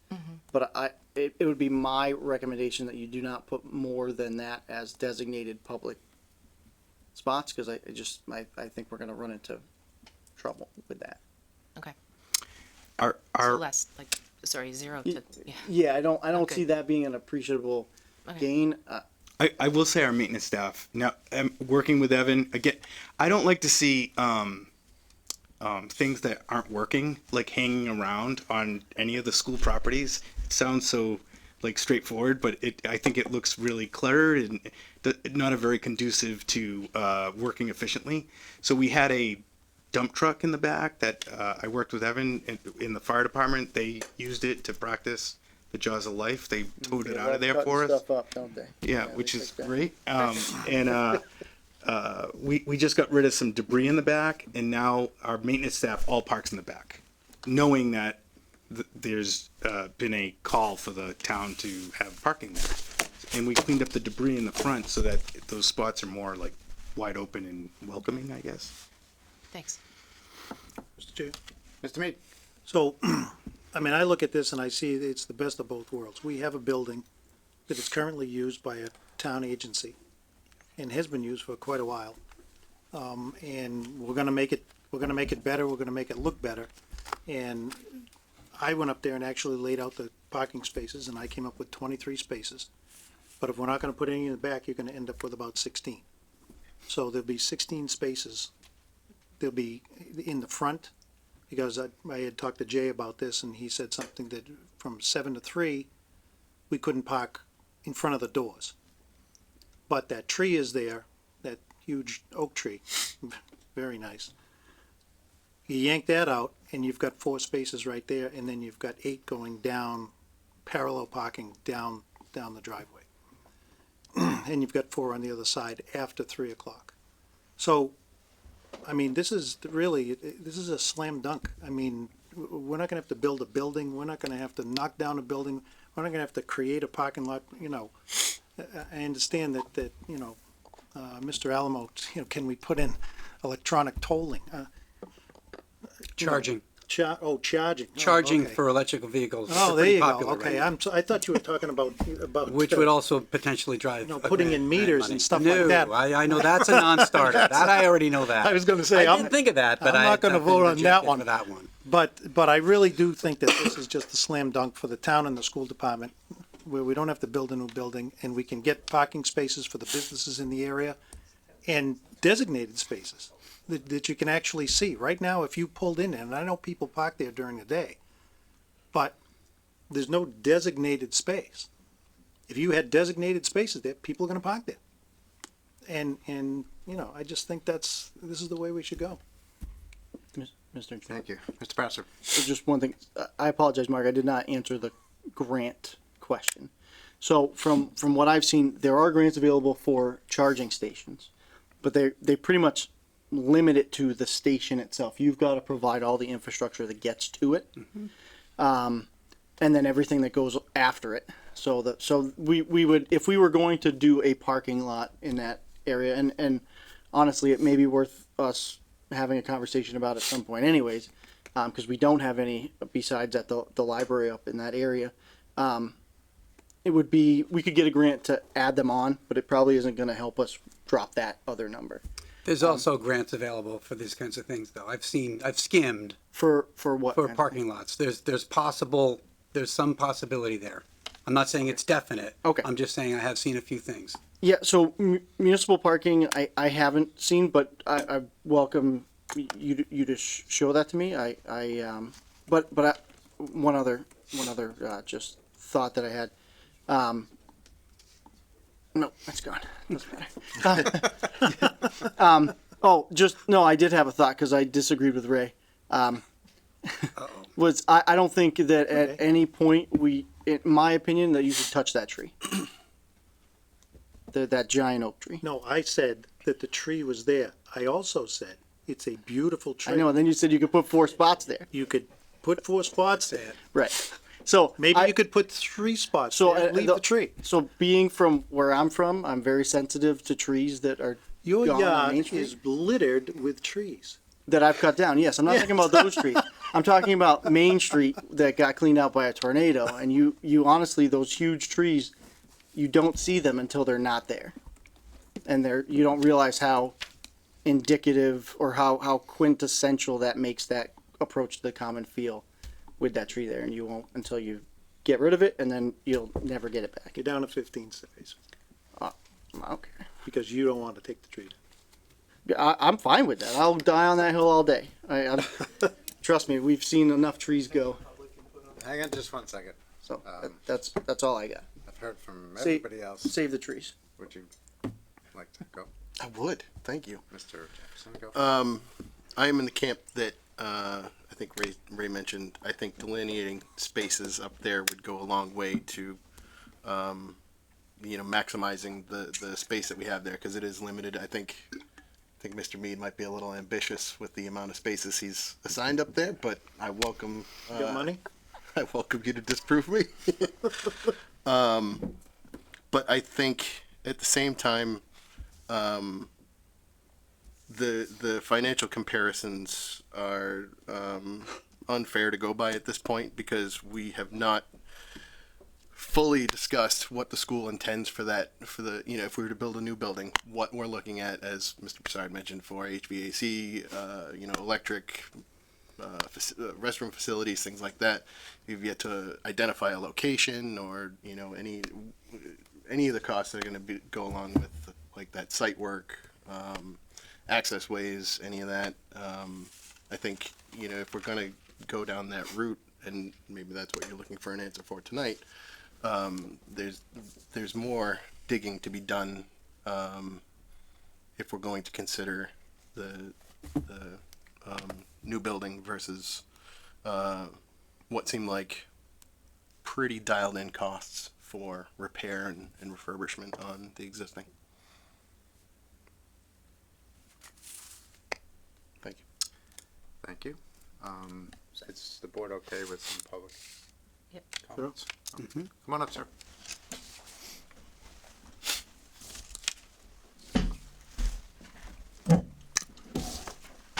Sean Paget, 57 Old Upton Road. I'm just curious, why is this a good location for lawn equipment for the schools? It's not just lawn equipment. We we weld in there. We fabricate things out of wood when we need to make repairs during COVID. I know that all the That's okay. So you do a whole bunch of stuff there? Yeah. Why is this a good location for that activity and not on school property closer to where it's being used? Oh, I think it's centrally located. The maintenance staff is going out to all the different buildings daily. So if you think about that spot, right off the common, that's a good location for putting a couple $100,000 at a minimum. Like, you can talk about the additional cost for a new building. Yeah, there's no way you're gonna end up only spending what you put on that board. You didn't put in anything for plumbing, you didn't put in anything for cleaning out the building. There's gonna be a lot more money spent than the $150,000 or whatever you put up there. But you're talking about putting another couple $100,000, or over the course of your 30-year project, another $500,000 into that location to do activities that have nothing to do with being right on the common on the main road in Grafton. Wouldn't that be better on an actual school property? What lawn equipment is kept in that building?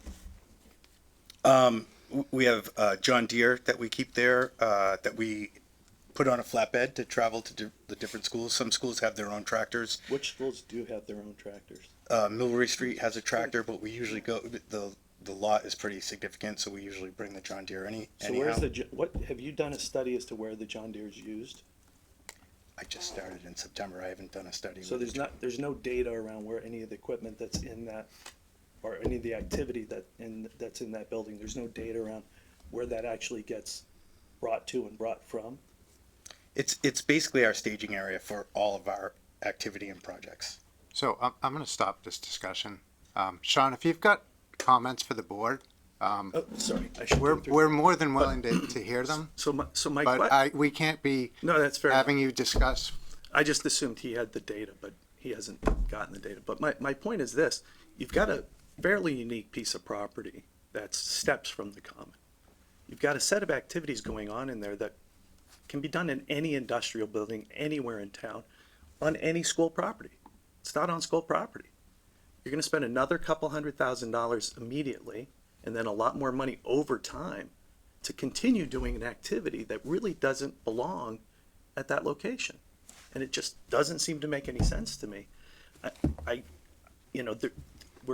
think you appointed a committee earlier today to figure out how we can bring more people into the town and into the common. You're gonna have to put those people somewhere. There aren't any other locations around the common that the town owns that you can use for that. There are plenty of other locations where you can put lawn equipment, right? I just think somebody's got to at least, there's a little data up on that screen about what maybe the cost might be if you forget about the fact that there's plumbing in there that has to be repaired and there's years and years of junk in there that has to be taken out, right? And you're talking about, well, what kind of HVAC they might need, and what kind of heat or what kind of plumbing they might need for a new building. Well, if they're going to need for the new building, they're going to come back in a year and ask to put it in this building too. So those costs are the same, whether you do it one place or the other. Mr. Jefferson. Part of that statement I think is inaccurate because the school department has already discussed with us that they've invested in the HVAC system that is in there currently within the last few fiscal years. They've done some maintenance. I don't think they've replaced it. Well, I guess that's Okay, so I think we've got the gist of the comment. But my point is, I think somebody should at least look at, hey, if where's the majority of the real estate that the school department manages and owns? If people are driving back and forth between those locations and towing tractors between those locations, that's not at zero cost, right? We're paying people to move things around town in ways that are probably pretty inefficient. And I just think we should look at a little bit more of the operating costs of being in that location and the opportunity costs of losing that location for the benefit of the center of town before a decision's made, just based on some back of the envelope numbers that probably are not entirely accurate. Okay, thank you. Craig, come on up. Good evening, everybody. Craig Dauphiné, 5 Bruce Street and 2 Grafton Common. Thanks for letting me come up. First, I want to shake Frank's hand and thank him for cleaning up the side and the back of that building, because I'm up there a lot because of our building on the common. So it was great that you took out that like 12-foot tree that was growing out of that soccer net that's been tucked up on the left side of the building for at least 10 years, right? Started the cleanup. Yeah. So it already looks better, which is great. So just some of these comments have been made, but just going back, I mean, that building was really scheduled to come down, after we built the new fire station, up the street. But when they built the school, part of that $72 million project was going to be some type of a facility for lawn equipment. And there was one over there, but I think it got filled with athletic gear at some point, and the maintenance staff didn't have the access to that anymore. So there was they were kind of a panic mode because the school was built, the building wasn't, the maintenance shed wasn't built. So this building had just been, the fire department had just moved, and that building, like I said, was going to come down, and it was like, all right, go in there temporarily. And it's been, 10 or 12 years. So the intent was never for them to be there to begin with, and it's lasted a long time. But I see that building all the time, like I said, and it's in tough shape, you know, and it has not been taken care of. I don't think before the fire department moved out, they knew they were moving out, and then since the school department has been there, it hasn't been taken care of. I think either by the school or by the town. So if you were gonna, kind of a little bit about what Sean says, we know real estate is precious up at the Common. There's not a lot of space available. It's pretty built up. So parking would be great.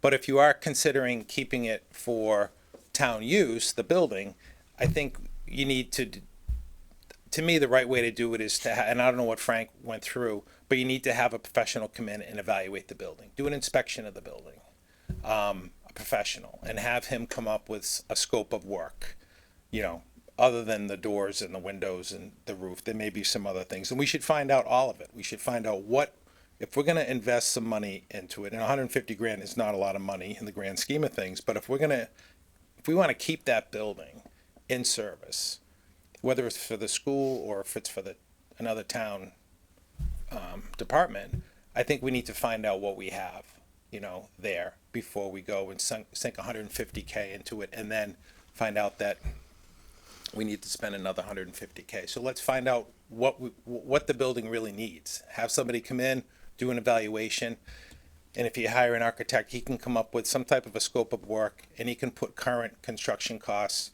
to that scope. And at least now we say, all right, the number is X. Is the building worth X? Is it not worth X? And at least the board is making a decision based on all the information. So I guess that I want to say. Thank you. Thanks. Appreciate it. Okay. Additional discussion? One question for our town administrator. In the life expectancy projections that we're all, is this what the materials say they're rated for their lifetime? Okay. I ask because, you know, windows, we're not likely to be concerned with the efficiency, with a drop in efficiency in the windows, you know, the glass material, in 30 years, the way a homeowner may, you know, better or worse, we tend to run to end of lifespan rather than end of recommended lifespan. You know, I'm not saying it's a way to go, but I don't know. I feel like that figures into our long-term projections as to how long these actions and upgrades remain viable. Okay. Frank, can you address a little bit, I'm interested in what Mr. Brassard said about some of the activity that goes on in the back. So I've noticed that, and I'll echo Craig's comments, the cleanup has been really noted by me. It looks much better even as it is. There are plows back there. Are those routinely in use, and are the trucks going to need to be hooking up to those and using them to plow? And I'm just wondering what kind of activity you guys typically engage in the rear of the building. So, like I said, there was a lot of equipment that hadn't been used in quite some time that was just abandoned in the back of the building, and it's a little bit of a to do it legally, which is, of course, I'm going to do it legally. We want to get rid of things that we're not using, that are no use to us any longer. If they have value, there's ways that you need to follow. So those plows are going. There's a couple of light standards. Those are going. I have to work with the town and make sure that I'm dotting my I's and crossing my T's, and doing it in a way that's ethical, in the way within the rules of getting rid of things. We do it. Buying things is a lot easier than getting rid of things, oddly. So I want to make sure we're doing that correct. But yeah, we have 2 plows back there. We have 2 light standards, and I want to get them out of there. They look terrible. Okay, so once we do, I want to clean the that. heart of the question really is the sort of the plows and the sander and what's back there. Yeah. That stuff isn't in operational use, so you're not. The sander just went on us, and we bought a new sander. So Okay. that sander just became a fossil forest that we have to get rid of. Okay. So, will the sander be on and off a truck, kind of done in the back of the building? That metal sander is going to go in the next couple of months. I gotta get rid of it. Okay. So, would you anticipate a lot of activity in the rear of the building, aside from, you said staff are parking back there currently? Yeah, beyond our team parking back there and the access to the dumpster, no. Okay. The garage is large enough that we tend to fabricate things in the garage. Okay. I can't think of an instance since I started in September where we were working in the back. There is a little, I don't know how familiar you are with the building. There's a garage door in the back. Yep.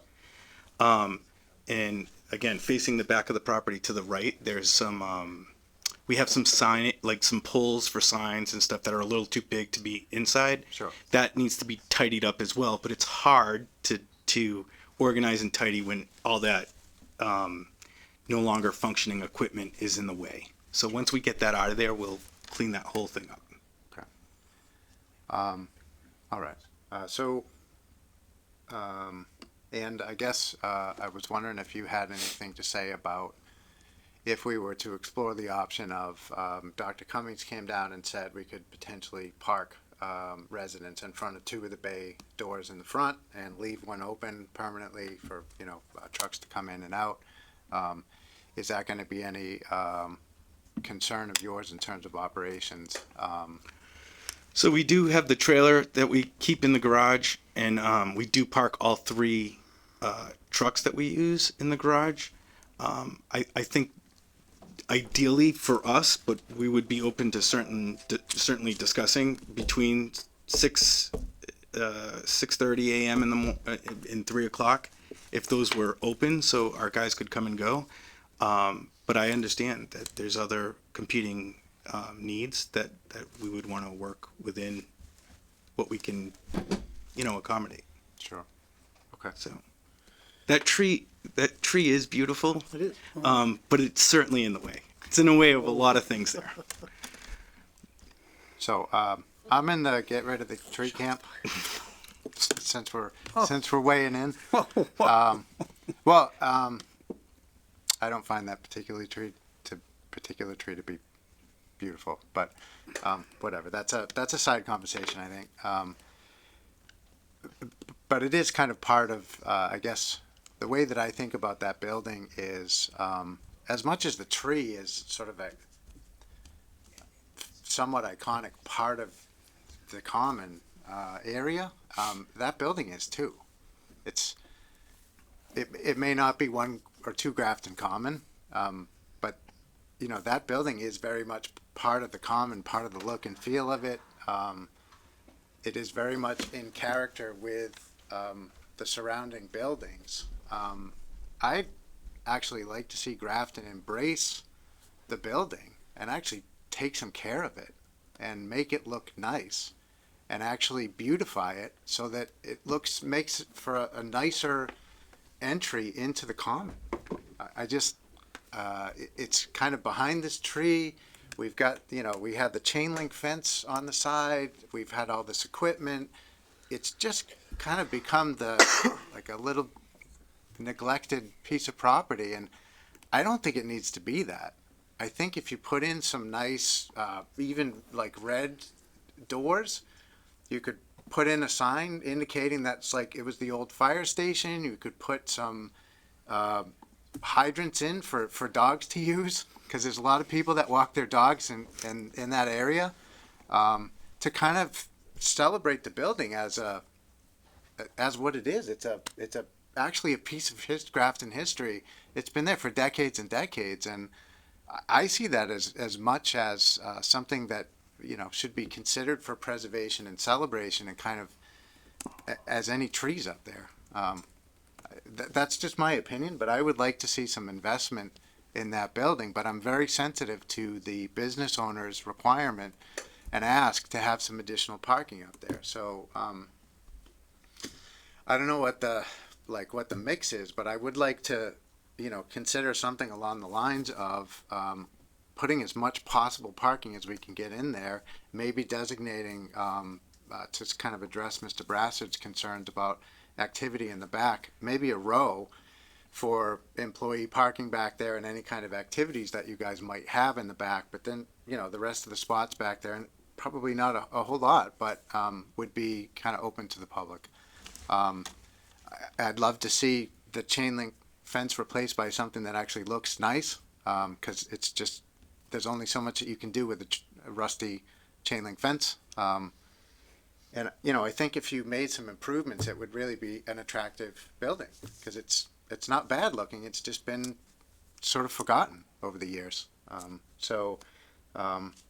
I'd like to see a kind of a new vision for that building, that's a little bit more in character with the common, that is more beautiful, and is going to require significantly less investment than a new building.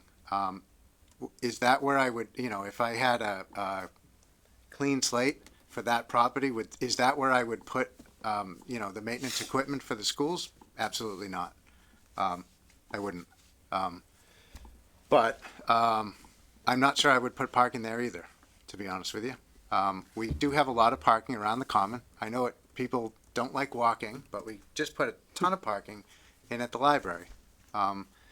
So there is parking that's available. I don't personally see, aside from 2 or 3 days a month rather, I'm not seeing the constrained conditions with the parking up around that area. It's every once in a while.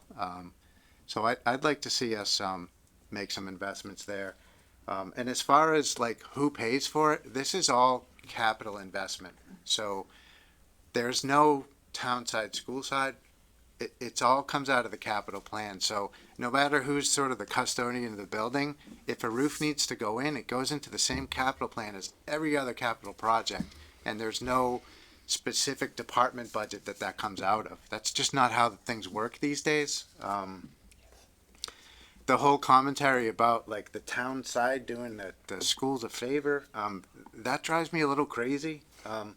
We're one town. We have assets that the town owns, and that includes some school assets, some other assets in town, and you know, we need to be leveraging those assets. And so I don't see it as like a big favor to the schools. I don't see it that way. I think, you know, regardless of how things were discussed 10 or 12 years ago, the situation we're in right now is the situation we're in right now. So I'm sensitive to taxpayer spend, and I don't want to be contemplating another large project to build another building. I would really like to see us, to the extent possible, waiting until the high school bond drops off, and that's in, I think, 2031, before we really take on any additional building and all that kind of stuff. So that's where I would see that we would contemplate something like a bigger project, like another building to build, when we can kind of afford to be able to do that. So kind of my thinking on this particular issue. Mr. Chair? Ms. Foley. I brought up the contribution or jurisdiction of the school more in terms of what I've seen happen to that building over the last 10 to 12 years and who was using this. This is no reflection of Frank, of course. So the school department was utilizing that building, and it looks the way it looks. So there's that. In respect to the library, my understanding is that it's not open to the public, and I don't think that we can advertise it as such because of grants and whatnot that the library received. So actually it goes back to, has that changed? Yeah, I spoke to MBLC, and that's not actually a real requirement of anything. Okay, because when the library, early on when they opened, there were signs out there saying no public parking. Correct. So I wasn't aware of that. Yep. And so if that is the case, then absolutely, we should be able to let folks know, businesses on the common, et cetera, that there's in fact parking at the library, because the narrative just even 6 months ago was not that, just FYI. So I think that might alleviate some things for some businesses. It might not help others. And then I initiated this at our first meeting related to this, as well as tonight, trying to figure out how can we if we're looking at keeping a building, how can we maximize the number of spots there? And maybe we're trying to make sure there's nothing nefarious in the evening going on in the back, but just the same, I don't think it's a slam dunk unless we can say that there's more than like 3 spots that we're going to have at any given time. So along with what Ray and you have said after me, I would like to figure out what's the maximum number of, public spots. And I appreciate Frank, obviously you seem understand that the businesses have issues there. So those are my points. May I just say one thing in response? Me personally, I like when things work, and I like them to look nice. And I think both things matter a lot. When kids are walking through schools or people are interacting with our educational system in Grafton, I'm just letting you know that the building was neglected in effort. We have a long list of things. It's like that in many of our buildings that we're really we put in a whole new ticket system that people staff is pretty impressed, I think, with the work that we've done in a short time, that things are turning around and getting fixed much more quickly, and I'm just can't wait for the warm weather where we can kind of scrape that front and paint it, and very low cost to the other than time to the town for us to just sort of paint the doors. I mean, there's opportunity there, and the foliage, like I said, it's just the beginning. There's still big root balls that we have to dig out, and I think when everything's cleaned out of there, it'll just be a lot more user friendly, I guess, and nice to look And at. P.S. But point taken. When you and I met there, it came through loud and clear that how you felt about it. So no, I'm not bringing that up in any way, Nope, shape, or form. understood. To you, yep. Understood. I'm just giving you my word. That Sure. It's going to get addressed. I believe it. Yep. Any other comments from the board? Okay. So it sounds like we have sort of split opinion, but I think, I don't know, take a straw poll. Ray? Straw poll? Yeah, just in terms of... No, I'm in favor of renovating the building and keeping the school department there. It's gonna save the taxpayers money. Mark? Parking lot. Okay. I'm for hanging on to the current building. Andy? Yeah, refurb. Emery? And I'm really, I spoke, I think, with Evan about this the other day. I just really am on the fence on this, but I think if we could get some spots back there, more than just a few, I'm not about tearing down a building and, paving paradise type thing. I'd like to see the tree remain as well. But I don't know. I guess I would say go with refurbishing it. Okay. Yeah, it's the refurbish option is only really attractive to me if we can fix it up and make it a reasonable proposition to have people parking in the back there. If we can't do that, if that's not a reasonable workable thing, then my opinion might be different. But I think it is. I've been up there a million times because I keep thinking about what's the potential up there. And I think if we were to kind of clear everything out, take all the equipment out, designate a few spots for employees to park, that we could put a significant number of spots in there. Whether we take the tree out or not, Evan, you got me thinking, Should have a discussion rethinking about that, that. too. But it's whether we keep the tree or not. I think it's the other benefit to the refurb option for me is that we could do that immediately. So we can reline those spots, we can clean it up, advertise the fact that there's a little bit of parking out back, put some proper signs on the doors once you've got them painted up and stuff to indicate, those have been no parking signs forever. Let's do that stuff immediately, regardless of what we do with this building, because that's all super low cost stuff, and it's going to help immediately to relieve some of the parking concerns to the businesses that are right there. So, okay, Mr. Alma. Thank you. It's great to get to know you. Thanks so Appreciate much, your time. Mr. Chair, one last thing. Mr. Jefferson, one last thing. Sorry, keep you here forever, Frank. if there was a way, because I do think there is some validity to concerns that were raised, where you could outline potential, I guess, capital projects that could be involved with that building beyond what we're looking at now with the window replacement, roof replacement. We know what the longevity that we get for those upgrades, but is there anything else that is, for about lack of a better term, lurking that we will need to address within the next few years as well? So, that's a great question. The interior is 1970s paneling. I mean, it's very dated. But that's something that, like, there's several rooms upstairs that if we were to stay there, we would have each room, for efficiency.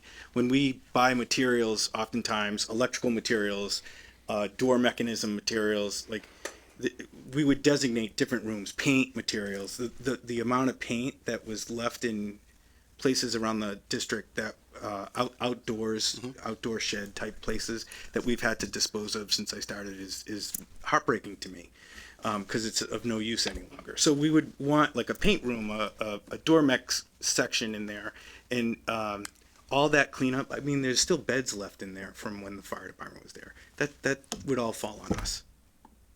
I more meant like, if we're looking at any major electrical upgrades that are, There's very areas, antiquated restroom there. That's a good the example. people that we work with don't seem to mind, and if there's a problem with a faucet or a toilet, they have the ability to fix it themselves. Okay. So there's no plans to overhaul the electrical. There's no plans to overhaul the plumbing. It functions. We would like to clean up upstairs a little bit and get rid of the beds and the old tube TVs, but again, that's a process to do that environmentally. Yeah. Okay. All set? Thanks for coming in. Okay, thank Appreciate you. Thanks for having me. Have a nice evening. Thanks, Frank. Take me with you. All right. Ready? We finally get to the exciting part of the evening. Financial forecasts. All right, well, buckle up. Will, if you could scroll down to the first page that shows numbers. It's gonna be way down. I like this. I'm really in no mood for any of this shenanigans. Get right down to So, these are baseline assumptions. Yes, thank you. They didn't really change they won't change year over year. The baseline assumptions are kind of there.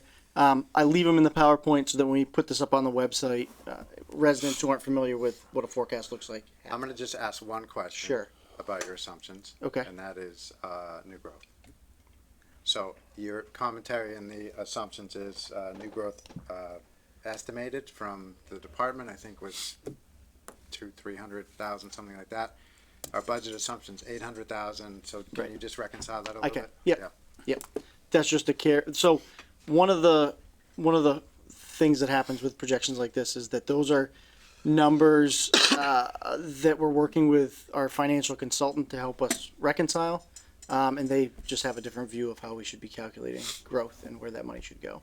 Okay. So in a town that is not flush, but more stable with money, you would keep that the same every single year, regardless of what you were projected, because then those overages will feed your free cash and your capital plan, and so that's how they do that, by just stabilizing their growth as one number over time.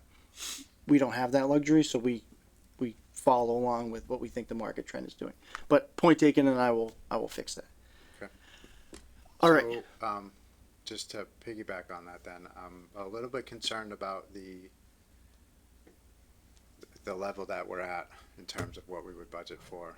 I don't want to mess with your budget for this year because I know you've been working a lot, but if that's the case, I would be on the real conservative side of that, because we used to have, I think it was 450 a year, and that was every single year regardless of what the new growth was. So we were using that approach.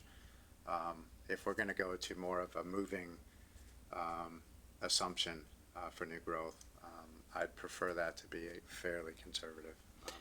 Right. So these numbers are based on 800,000 every year to fiscal 29. I think, for me, I think that's not conservative enough. Okay. But- Well, wait till I show you numbers, and then you can Okay. tell me at the end if you Fair think that that's not correct. All right. So, again, I'm not going to go into all the nitty gritty of these numbers. You can review them. We have plenty of data available.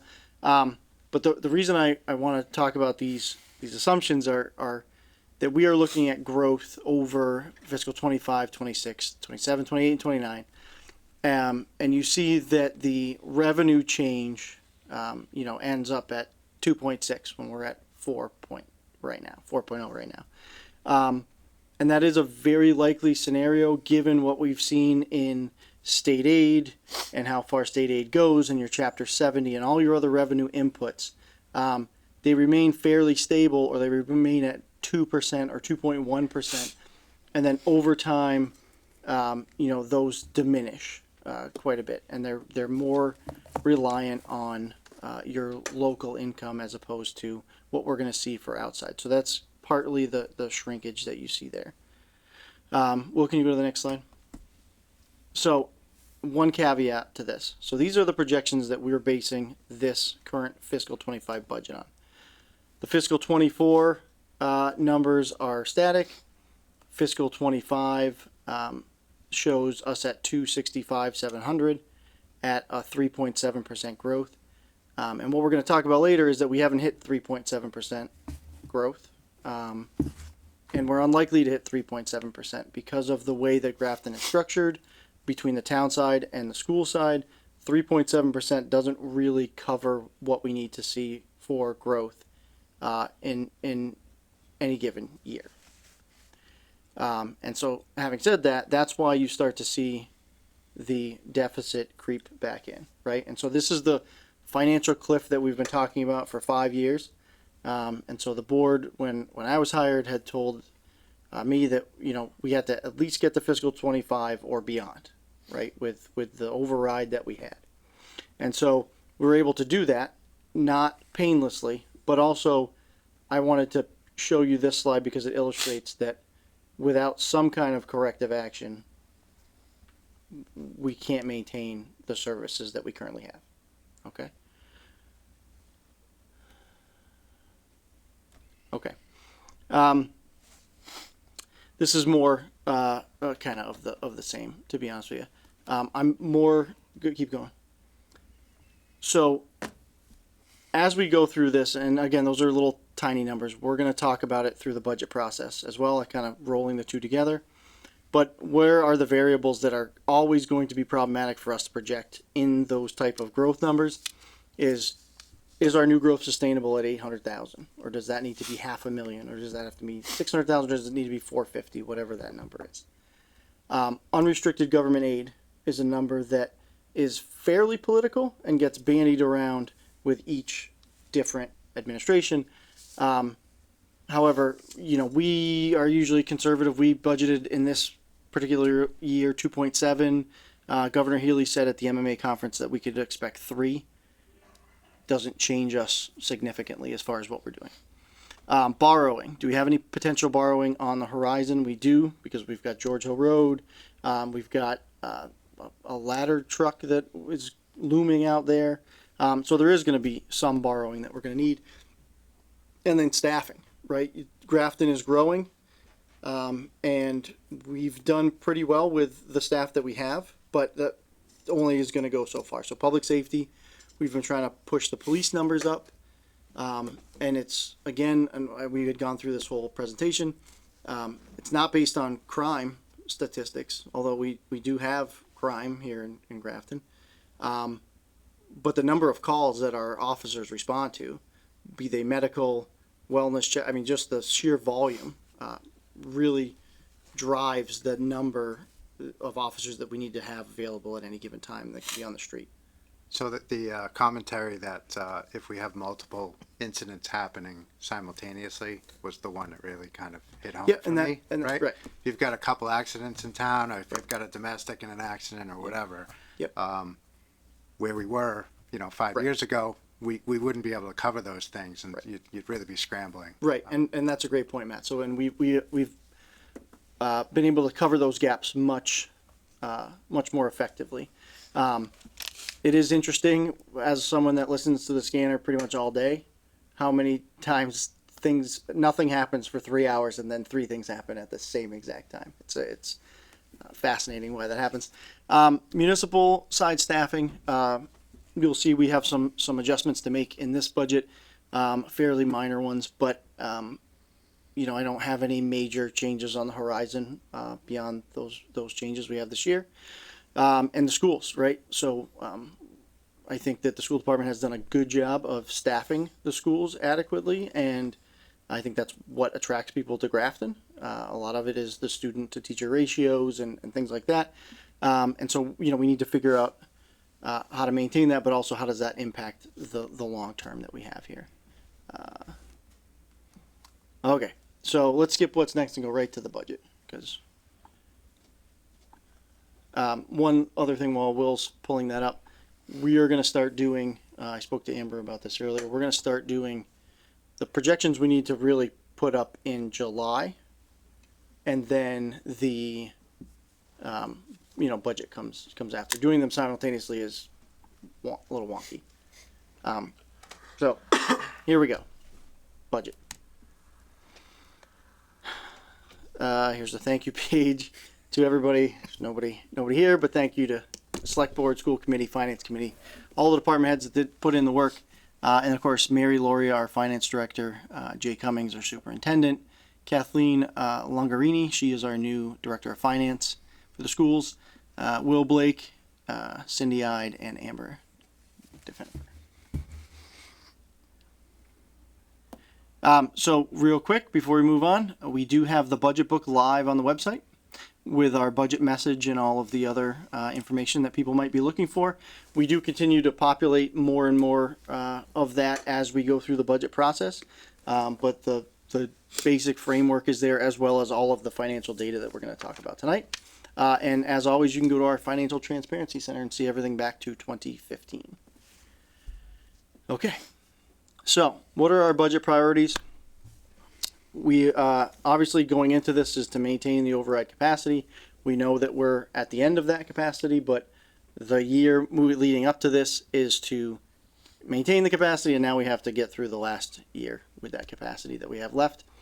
We want to continue to fund the school district competitively, and we want to provide a competitive work environment. So one of the things that happens that is happening in the municipal field is that there are so few skilled municipal workers that the salary adjustments have really kind of taken off, and if you want competitive and qualified staff, then you need to have competitive wages. Go ahead. All right, so just the comparison with the state. So we are about 31% higher than the state average as far as median household income goes. We're at about 118,000. The average single-family house has risen to 507,000, almost 508,000. The Massachusetts average is about 600,000, which is amazing to me. And then our average tax bill, we're at about 7,980, and the state is about 7,059. So, go ahead, Matt. Sorry, I'm just a numbers wonk. Be good to see average and median across all of those instead of kind of mixed up. I imagine the housing is really significantly skewed, as well as some of the tax bills. So this is all so when you take the average, right. To me, for some of these things, the median is a way more meaningful statistic than the average, because it gets so skewed at the upper end. Right. So yes, and these are the numbers that DLS is using to put other numbers together. You'll see that I have asterisks in 2 places because those data sets are different than the other data sets I'm pulling from. So they're 2 different sources of data. Okay. And I note that because the source of the data can also change the meaning of the data and how they're collecting that data. But point taken. Go ahead. So overview, we are still AA stable. We have not had a budget or a ratings call since 2021, although we will in the fiscal year 2025. Is there any chance? No. 0% chance. At what point, I understand that it's a sort of a valuation issue. How far, do we know how far we're off? So your biggest issue right now is going to be your OPEB liability, which comes up Really? next. Oh yeah. Okay. Unfunded liability is something that really impacts us every time. We can't score any higher on our policy, our financial sense, how we use our capital. We've maxed out on all of those different areas. It's our unfunded liabilities, and it's also our cash flow versus spend. So the fact that we're constantly bumping up against our levy limit impacts us pretty significantly. So I want to call something out though. The OPEB report. So you can see we have $66 million in liability, which is a lot. But I want to point out that in 2023, that number was 83.4 million. And so the reason it's down is because we've adjusted all of our financial policies and our approaches to how we're budgeting, and we're able to drop our liability down to $66 million, which is huge for the town of Grafton over the next couple of decades, right? We are up to $471,000, which means that we can now invest that money.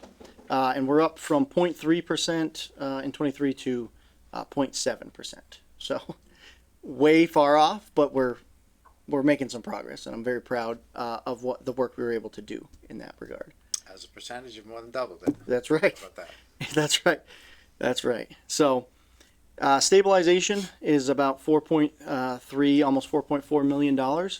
Free cash is very high considering what we've seen in past years, and we're at $3.6 million. Meaning our current fiscal reserves are 10.3% of the operating budget. Now keep in mind, we are going to use close to a third of that free cash for capital and other transfers that we will do or recommend, which will be to OPEB or to other uses. And you'll see that as we go through the warrant process. This is kind of small for for you all to see here. But and it says 2023 at the top. Sorry about that.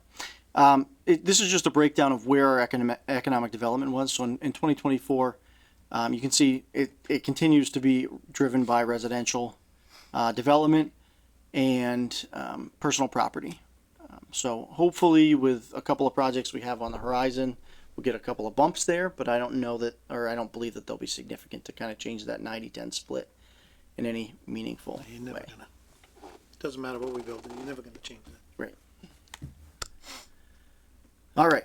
So tax levy, you can see that our 2.5% increase this year is $1,265,000, up about $54,000 from last year. Our new growth in our assumptions was 700,000 last year. It is 800,000 this year. And our excess levy capacity went from 351,264 is what we budgeted to $51,781. I would like to note that the excess levy capacity, this is what our revenues get reported at, but what they actually closed at was 408,000 in levy capacity. And that's only significant to say that that is the excess override capacity that we had left that we pushed to the schools increase for this year. And we'll talk about that a little bit more as we get there. This is your override capacity going back to 2021. And you can see it taper down to where we are in 2025. So at this point, even if we have levy capacity, I don't consider any of that to be override capacity. It's hard to parse, but the reason for that is that, if we have $100,000 in capacity, that's just $100,000. It's not really notable as far as the override goes. This is our historic new growth. And you can see that we have not been below 800,000 before fiscal year 2020. So we feel very confident with our 800,000 number. And we also have a few projects that we believe will be coming online in the next couple of fiscal years, as well as some different strategies on how we are collecting data from the assessor's office to capture some of the uncaptured data that will allow us to tax people equitably across different properties. So we believe that's going to drive and stabilize our growth number. All right, revenue by category. I'm not going to go into all of the nitty gritty. Again, our real estate tax is obviously up by roughly 2.5%. Personal property tax is up as well. Our abatement assumptions, we usually kind of leave that at $350,000. That's if you were taxed and sold a car, or taxed incorrectly and got your abatement filed on time, or you're a senior citizen with an abatement. That's our liability that we have outstanding that we keep at $350,000.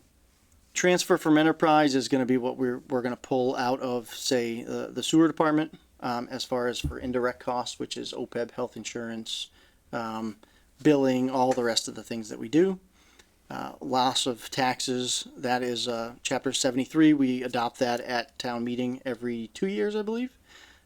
School aid, Chapter 70, we are, I want to say we're at 3.7% of an increase, which we talked about that with the school department. Veterans benefits, that's what your veterans department does under Chapter 115. We do a lot more than what 115 pays for, but that's what we get as reimbursement for the state.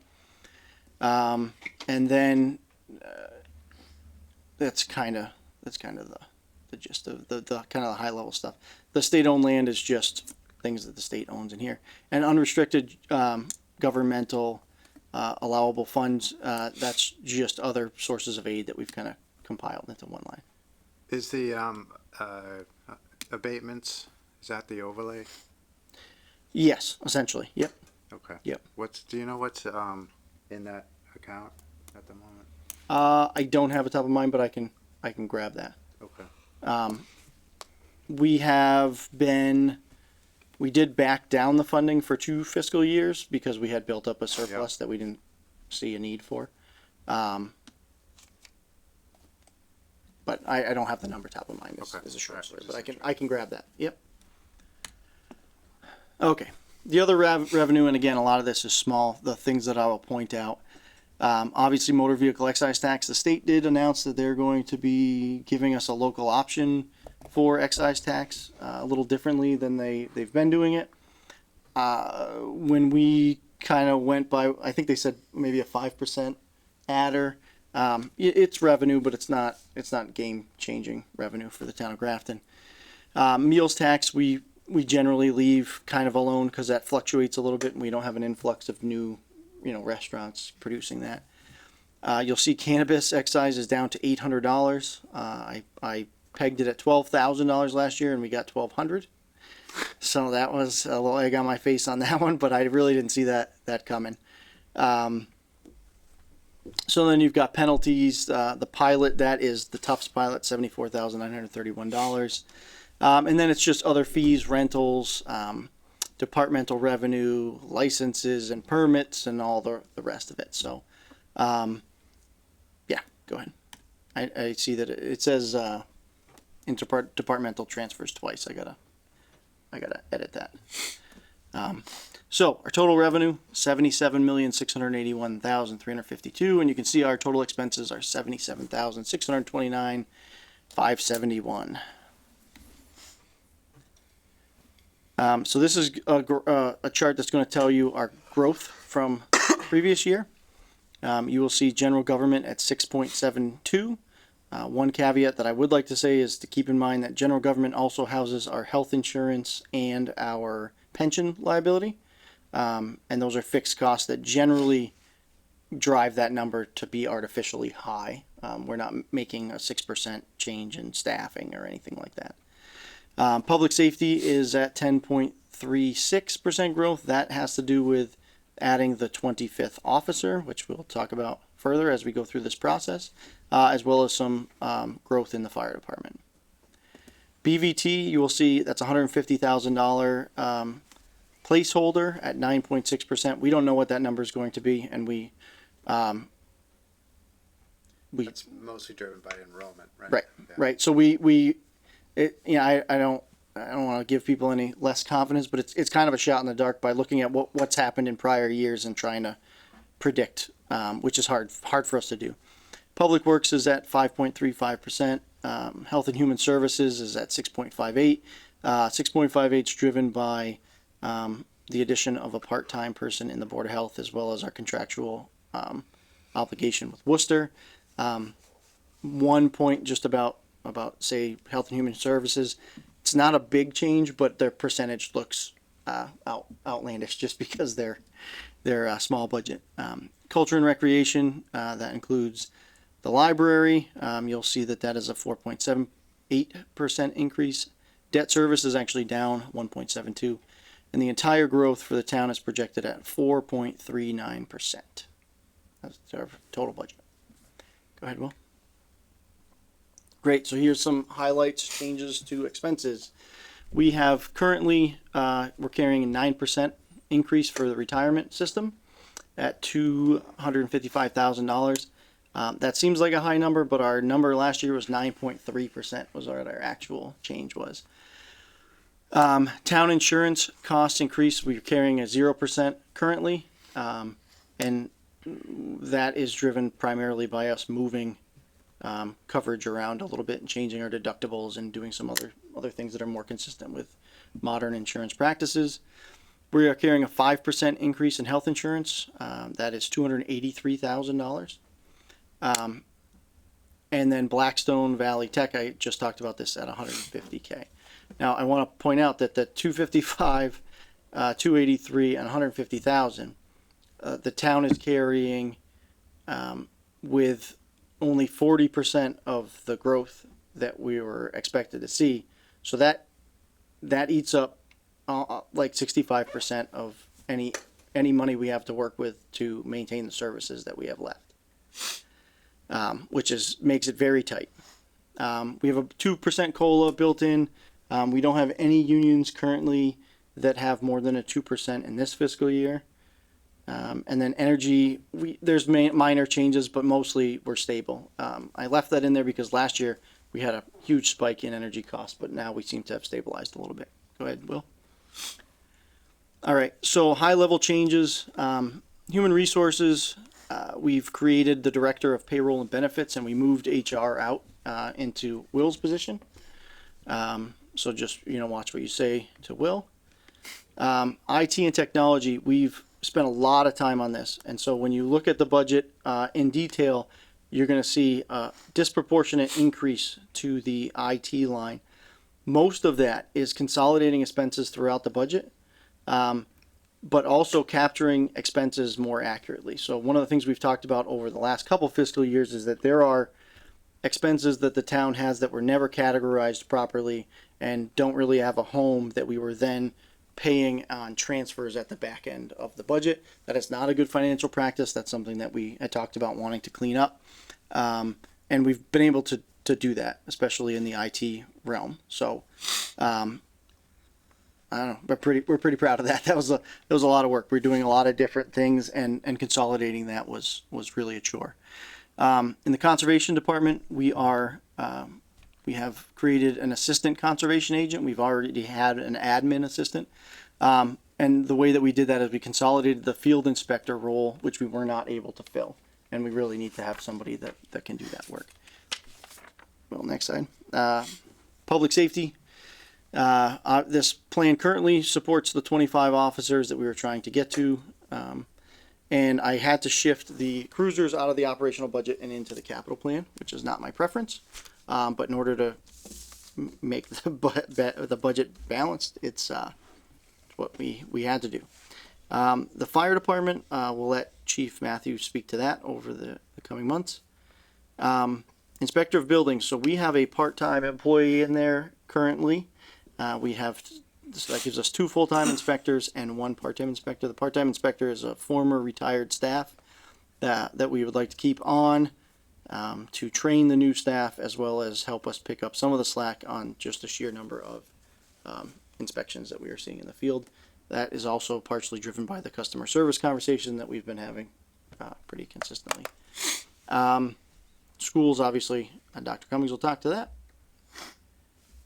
Engineering is increased. That's primarily MS4 stormwater permit. That is a federal requirement and not something that we really have a lot of ability to change. Most of the highway adjustments are in training and paving. Health and Human Services is just what I said earlier, which is Worcester Health Alliance increases and that part-timer. Library, so we have a new union. We're hiring a new library director. All we have in this budget is moving one part-time to a full-time. All right, so how are we going to save money and kind of make all of this work? Well, we do a pretty good job with grants, and I just wanted to toot our own horn a little bit here. In fiscal 23, we got $2.8 million in grants for the town of Grafton. So far in 24, we're up to 700,000. We're at about the halfway mark, obviously. I don't see any reason that would be any different in fiscal 25. And then earmarks, I left it on here, but I do want to just draw everybody's attention that the Commonwealth did just do 9C cuts that impacted all of the earmarks that the town was going to have. So I am not counting on anything moving into fiscal 25, but it will sure be nice if we get some. All right, variables to consider. It is only January, right? And I do harp on that, but a lot of these are just historic guesses based on the forecast that we're able to create. We will have the health insurance number in February, which is great. Is well ahead of when we've normally been getting the health insurance number. It's likely that new growth will be higher than 800,000. Fiscal 24 or fiscal 23's was 923,000. And there's a lot of growth on the horizon, so I think that we're going to see some significant increase there. Chapter 70, we don't have that number, but it is a major driver for the school department growth. We are entering into negotiations with Grafton Police Department, so there's some things to contemplate there. BVT's a placeholder. And then lastly, I had sent a memo about bag fees. This budget number is predicated on the board's willingness to look at bag fees and adopt a different rate. This is consistent with what we talked about 2 years ago when we changed bag fees at that time. And this is an effort to try to keep the bag fees covering at least 50% of the cost of the entire solid waste program. So the other thing to keep in mind is that if you increase bag fees to cover 50% or more or just a little bit more, 52% in year one of the trash and recycling budget, that means that the tax rate is subsidizing the other $600,000 to $700,000, and that's a lot of money to have eaten up by a point of purchase service. So I've been working on a potential projects list that I just wanted to share with you. None of these are included in the budget. None of them will be included in the budget. I don't do that kind of wishful revenue projections. But this is something we talk about quite a bit. And so these are numbers that would fall outside of our $800,000 projection. So these would be over and above. UPS, if one last caveat. These are predicated on use codes. So I don't know what's going to be in the buildings. There are different fits and finishes and different coded uses and so on and so forth. These are based on a generic industrial code that gives us kind of a middle ground. So UPS would potentially give us about $3.4 million in tax revenue. Their projection is to be done building and operating in fiscal 2026. Which means that revenue would flow to the town starting in fiscal 27. Is that number based on the TIF? So you see it says note TIF? Yeah. No. So you have a TIF that was previously negotiated and passed town meeting. In reviewing that TIF,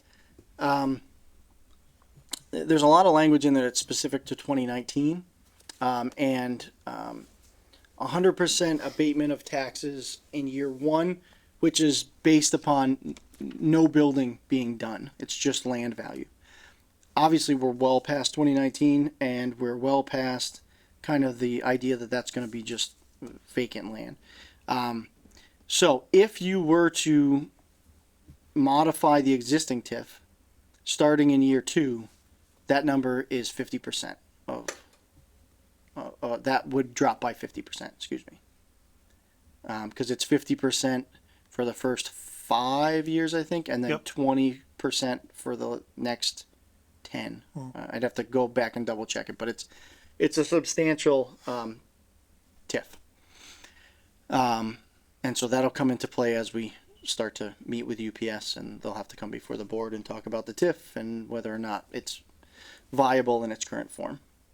124 Westboro Road should be completed in fiscal 26. That's 200,000 square feet of industrial space. That's roughly 850,000. Pleasant Street and Upton Street, those are both through the process. If they're completed in fiscal 26, then that's 315,000 and 360,000 respectively. 8 Pine, I put a question mark on it. We don't know if that's going to actually be built, but if it was, you're looking at about $1 million of revenue. And then 17 and 27 Upton Street, if completed, would be 941,000. I have 5 Millennium on my list. I don't have their square footage. 30,000. 30,000 square feet. That's smaller than this building, isn't it? Yeah. But it's multiple floors. We'll talk about it. Yeah, I don't have 30,000. the I don't have the accurate layout in order to go ahead and come up with a figure. So that means that, you know, fiscal 27, fiscal 28, we're looking at an increase of roughly 6.9 Oh, I'm million. sorry, 5 Millennium's the apartments. Yes. I'm talking about the one that's the other end of the, never mind. Okay. Okay, I'll shut up. Okay. I was gonna call you out and then I stopped. No, you but- can call me out anytime you want, I don't care. Well. Okay, so my review's coming up, right? That doesn't make a damn bit of difference. So all of this Yes, is not included. I don't include it, and honestly, we're not likely to include any of this unless we are in at least like the first phase of the assessing process, right? Yep. Which is, you know, the building, you know, there's concrete in the ground, and then we assess based on that, and then you've got your frame is built. You know, we're gonna do it, but it's bird in hand, right? Sure. If we don't have it, we're not counting it. Okay. Well, it's difficult to count new growth unless it's built. Right. So- and that's well, No. but Grafton has a little bit of a historic trend of counting growth before it's Yeah. here. Yeah. And so I want to be very clear Let's that I hope and wanted pray to. growth. That's why you're here. I know. I realize. So I know that was something that the board wanted to see changed. So we've changed it. I want to somewhat predict what I think we might see over and above the new growth number that we're carrying. Sure. But any of this could change at any time, and so until there is a foundation in the ground, we are not projecting any of that into our revenue projection. Yeah. Okay. So, Okay. 59 Pleasant, for example, if we just took that one, Yeah. has gone through ZBA. They're kind of off to the races. If that were to go according to schedule, then in FY 26, 315 is the new growth, additional new growth number. So Right.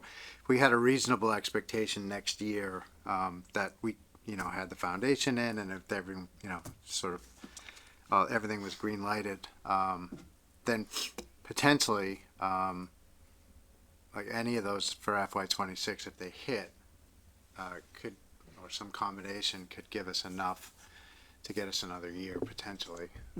Potentially. Sort of thing. So I don't want to count that either, but Nope. it's just, But I thought it was important to show it. yeah, no, I appreciate that. Okay.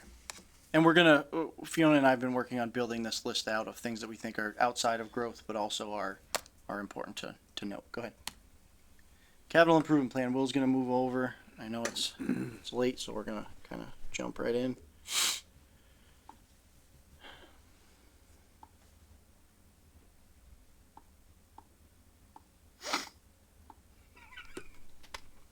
It's a lot of clicks, Will. Yeah.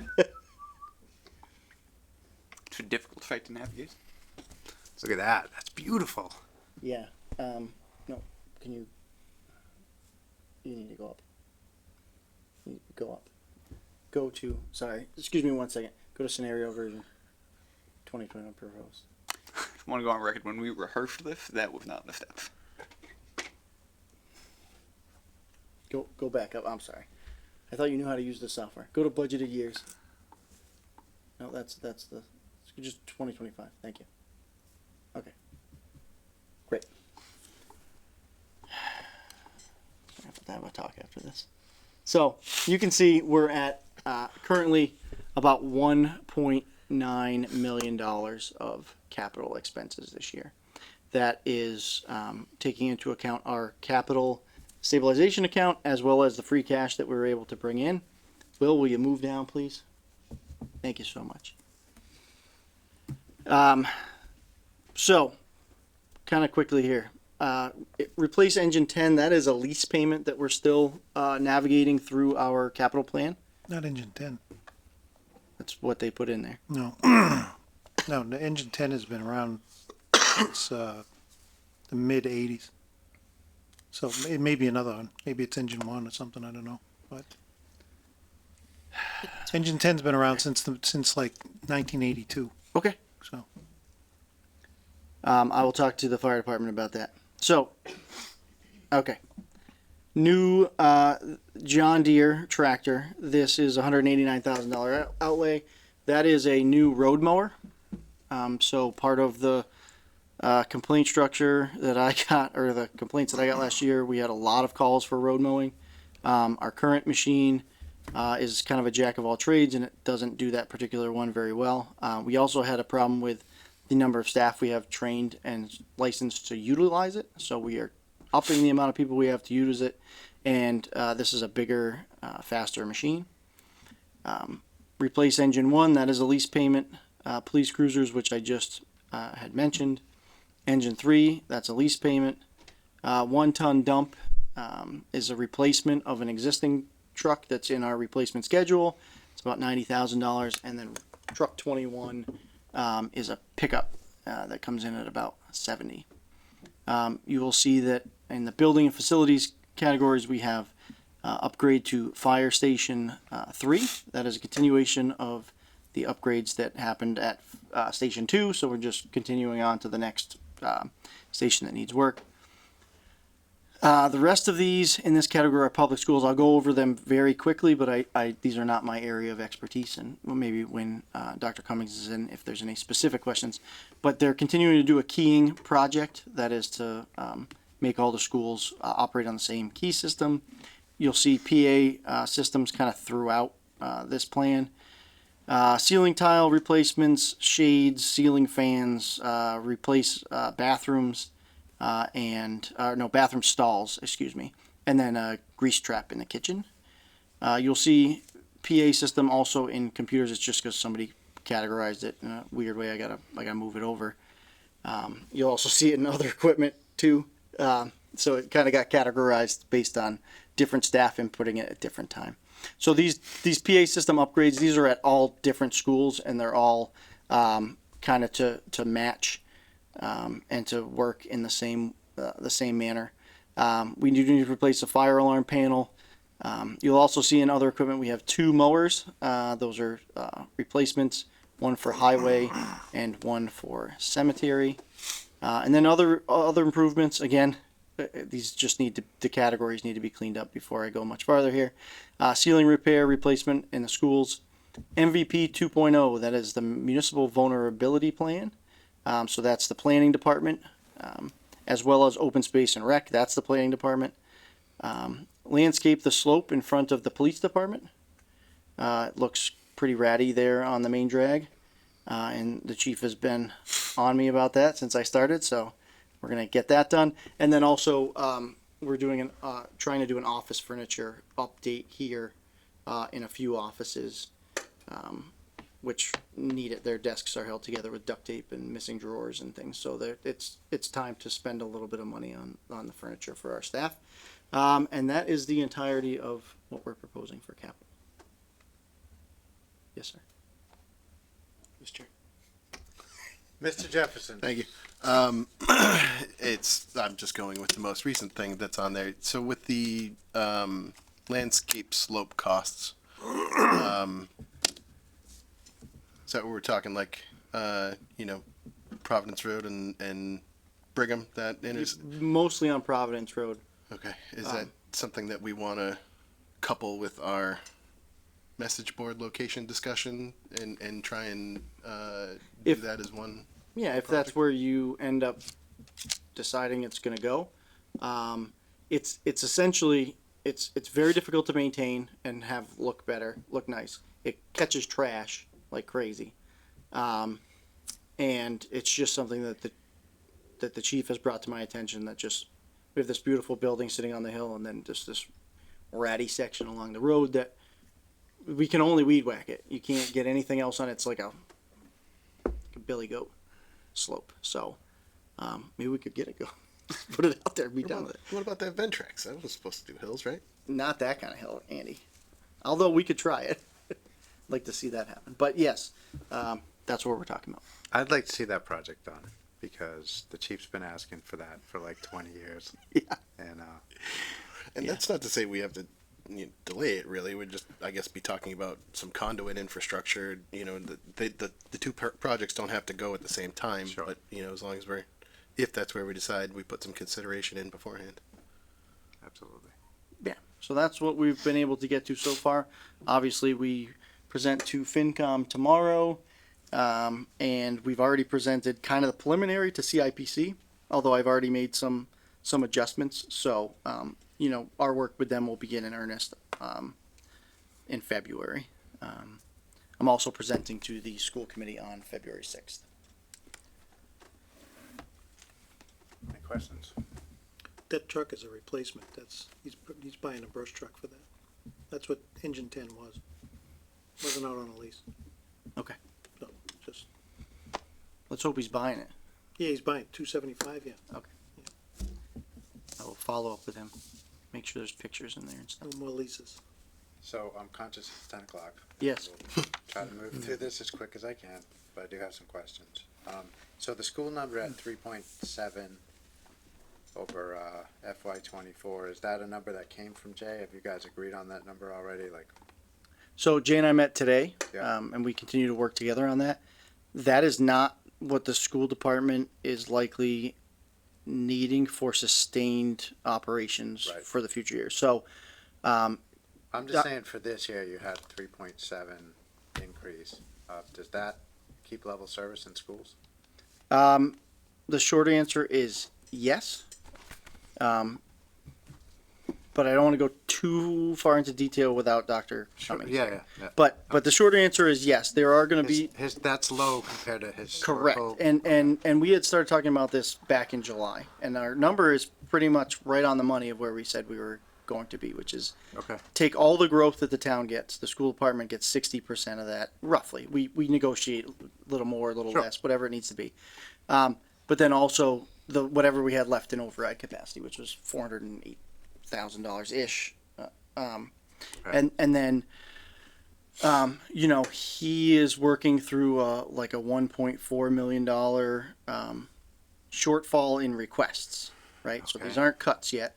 Yep. These are changes to requests, and so he's using some. I'm assuming he's going to use some other funding sources. He's going to move some stuff around. He's going to shift things to later fiscal years than this fiscal year. All the things that we normally would do to make. So these are operational requests, hiring.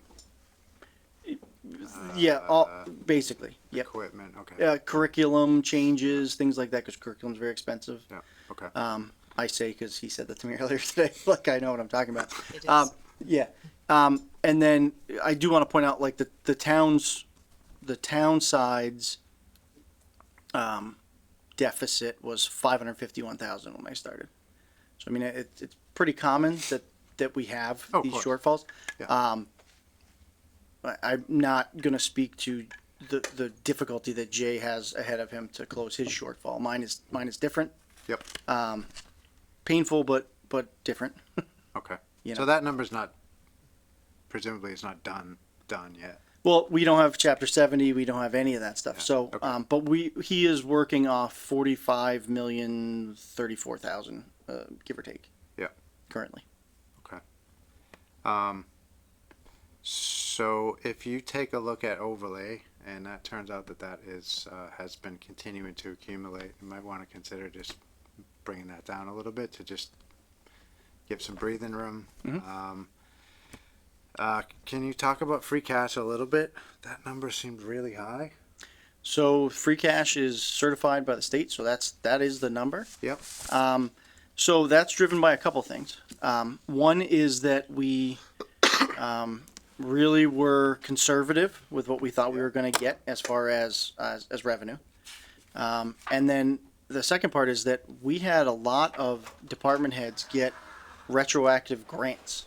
So things that we budgeted for that then they were then able to cover with grant money, which really pumped that number up significantly. Paul Canoyer being probably the leader of that revenue. Yep. For sure. Got it. So those are pretty much the major drivers. All right. Here's where I'm kind of going with that. That's the, sort of the conservative way that you've, particularly on the revenue side, been forecasting.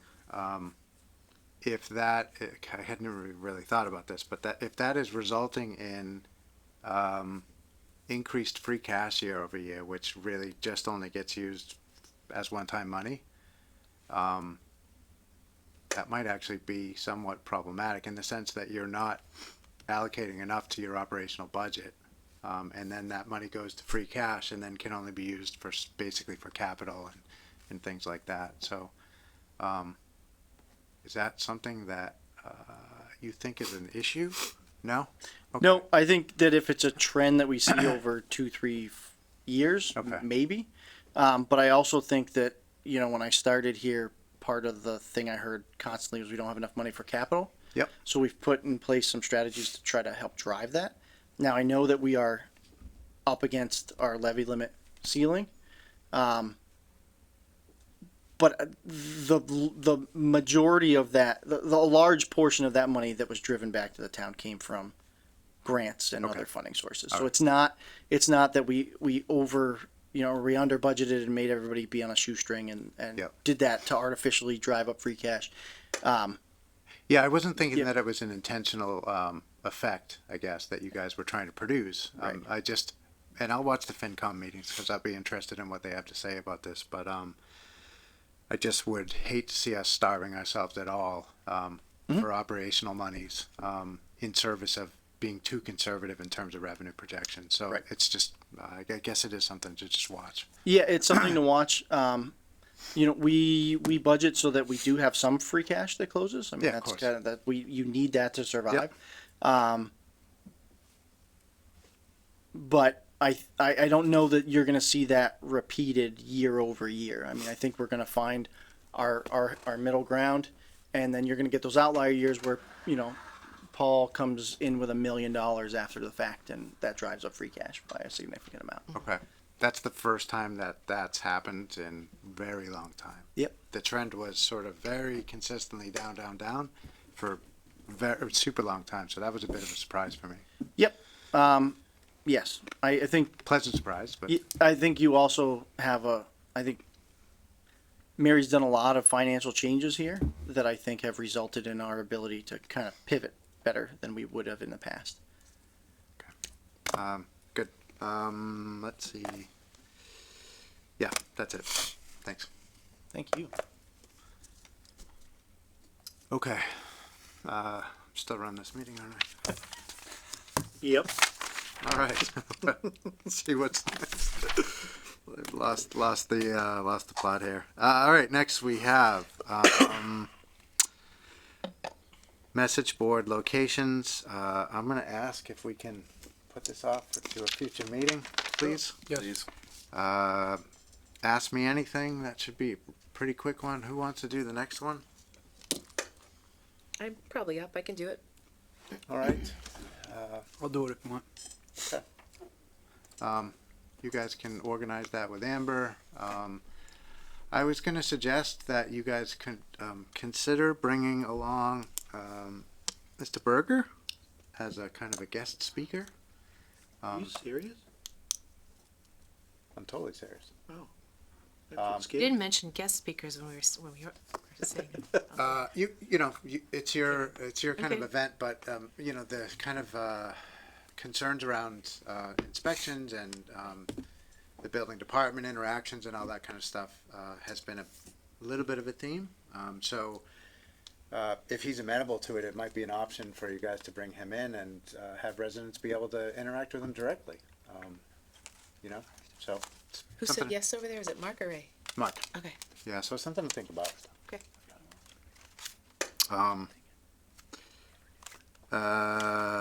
Let's see. Do you guys have a date in mind, or? I don't. All right. I'll just let you guys take it offline with Amber then. That's fine. Okay. Select board reports. Go quick. All right. Affordable Housing Trust met on the 11th, as you'll see in our correspondence section if you haven't already. We did receive approval from the state for our housing production plan. Our CMRPC rep briefed us on accessory dwelling units workshop that they're putting together that would provide us with some sort of reporting and zoning suggestions. One of our members also received copies of Worcester's ADU zoning requirements, as well as some study materials outlining how and why their zoning board came to their decisions that the trust will be reviewing and sharing with other boards. Also, one of the current delays at 25 Worcester has been some debate over purchase option request and whether that would alter what was laid out in the initial RFP beyond the initial scope. But we have received a response from the state that it does not alter the RFP because flexibility and financing would be necessary for this project. So we hope to start seeing some forward progress on that. Good stuff. Yeah. Any other select board reports? EDC business meeting tomorrow night? Yep. ADC business meeting tomorrow night. Post office pub, 5 to 8. Be there, be square. Anything else? Mr. Chair. Ms. Foley? So I went to a climate change workshop presented by the CMRPC on January the 10th, and it was great. It was attended by people from a variety of communities around us, so that will help with our sustainability committee that we have going. Yep. The trails, the open space and rec open space and rec committee met recently. We discussed having, and I'll just put a plug in here, we are trying to produce our year-end report, and so we're relying on the various boards and committees that have something assigned to them to report back to us. So if they can get that to us as soon as we can, then we can get it over to the TA office. And we also discussed the Trails Committee. I did attend the first Trails Committee meeting, which was last Tuesday. And so the Trails Committee formed. They came up with we discussed what the Open Space and Rec kind of had in mind for that committee, in addition to Rob Aberg was in attendance, which was fabulous. So that seems like it's going to be a great committee, and they have some really awesome ideas. Fantastic. Good to hear. All right. Evan, I think you were going to skip TA report tonight. Yep. All right. Very good. I'm not doing it. One quick question along those lines. Only when we talked about budgeting, you mentioned bag fee increases. Yes. We need to get that on a future agenda sometime soon to Yep, discuss. we'll put that on the next agenda if that's all right with everybody. Yeah. I just wanted to have it in there because we're gonna have to base some of those numbers on Right. where we're gonna end up. I Yes, don't thanks. want it to get lost in the shuffle. Thank you, I appreciate that. Okay. We have no resignations. Do we have any public comments, Ms. Roy? Anybody online? You have no hands on Zoom. Okay. They're all in bed. They're all sleeping. I skipped over correspondence. Does anybody have any correspondence to bring up? Nope. Okay, then we'll move on to meeting minutes. Mr. Chair, Ms. Foley, I move the board vote to approve the meeting minutes from November 5th, November 7th, December 9th, and December 29th of 2020 as written. is that right? I know, I Second. just read that. That's correct. Yeah, that's correct. Okay. Yeah, it is. Yeah, Amber's going through the backlog of catching up. places, yep, Great. that you don't have minutes, and she watches the meeting and Fantastic. Great. Okay, I have a motion and a second. Any discussion? All those in favor? Aye. The motion carries. I'll take a motion to adjourn. Mr. Chair, Ms. Foley, move to adjourn. Second. motion and a second. All those in favor? Aye. We're adjourned. Thank you.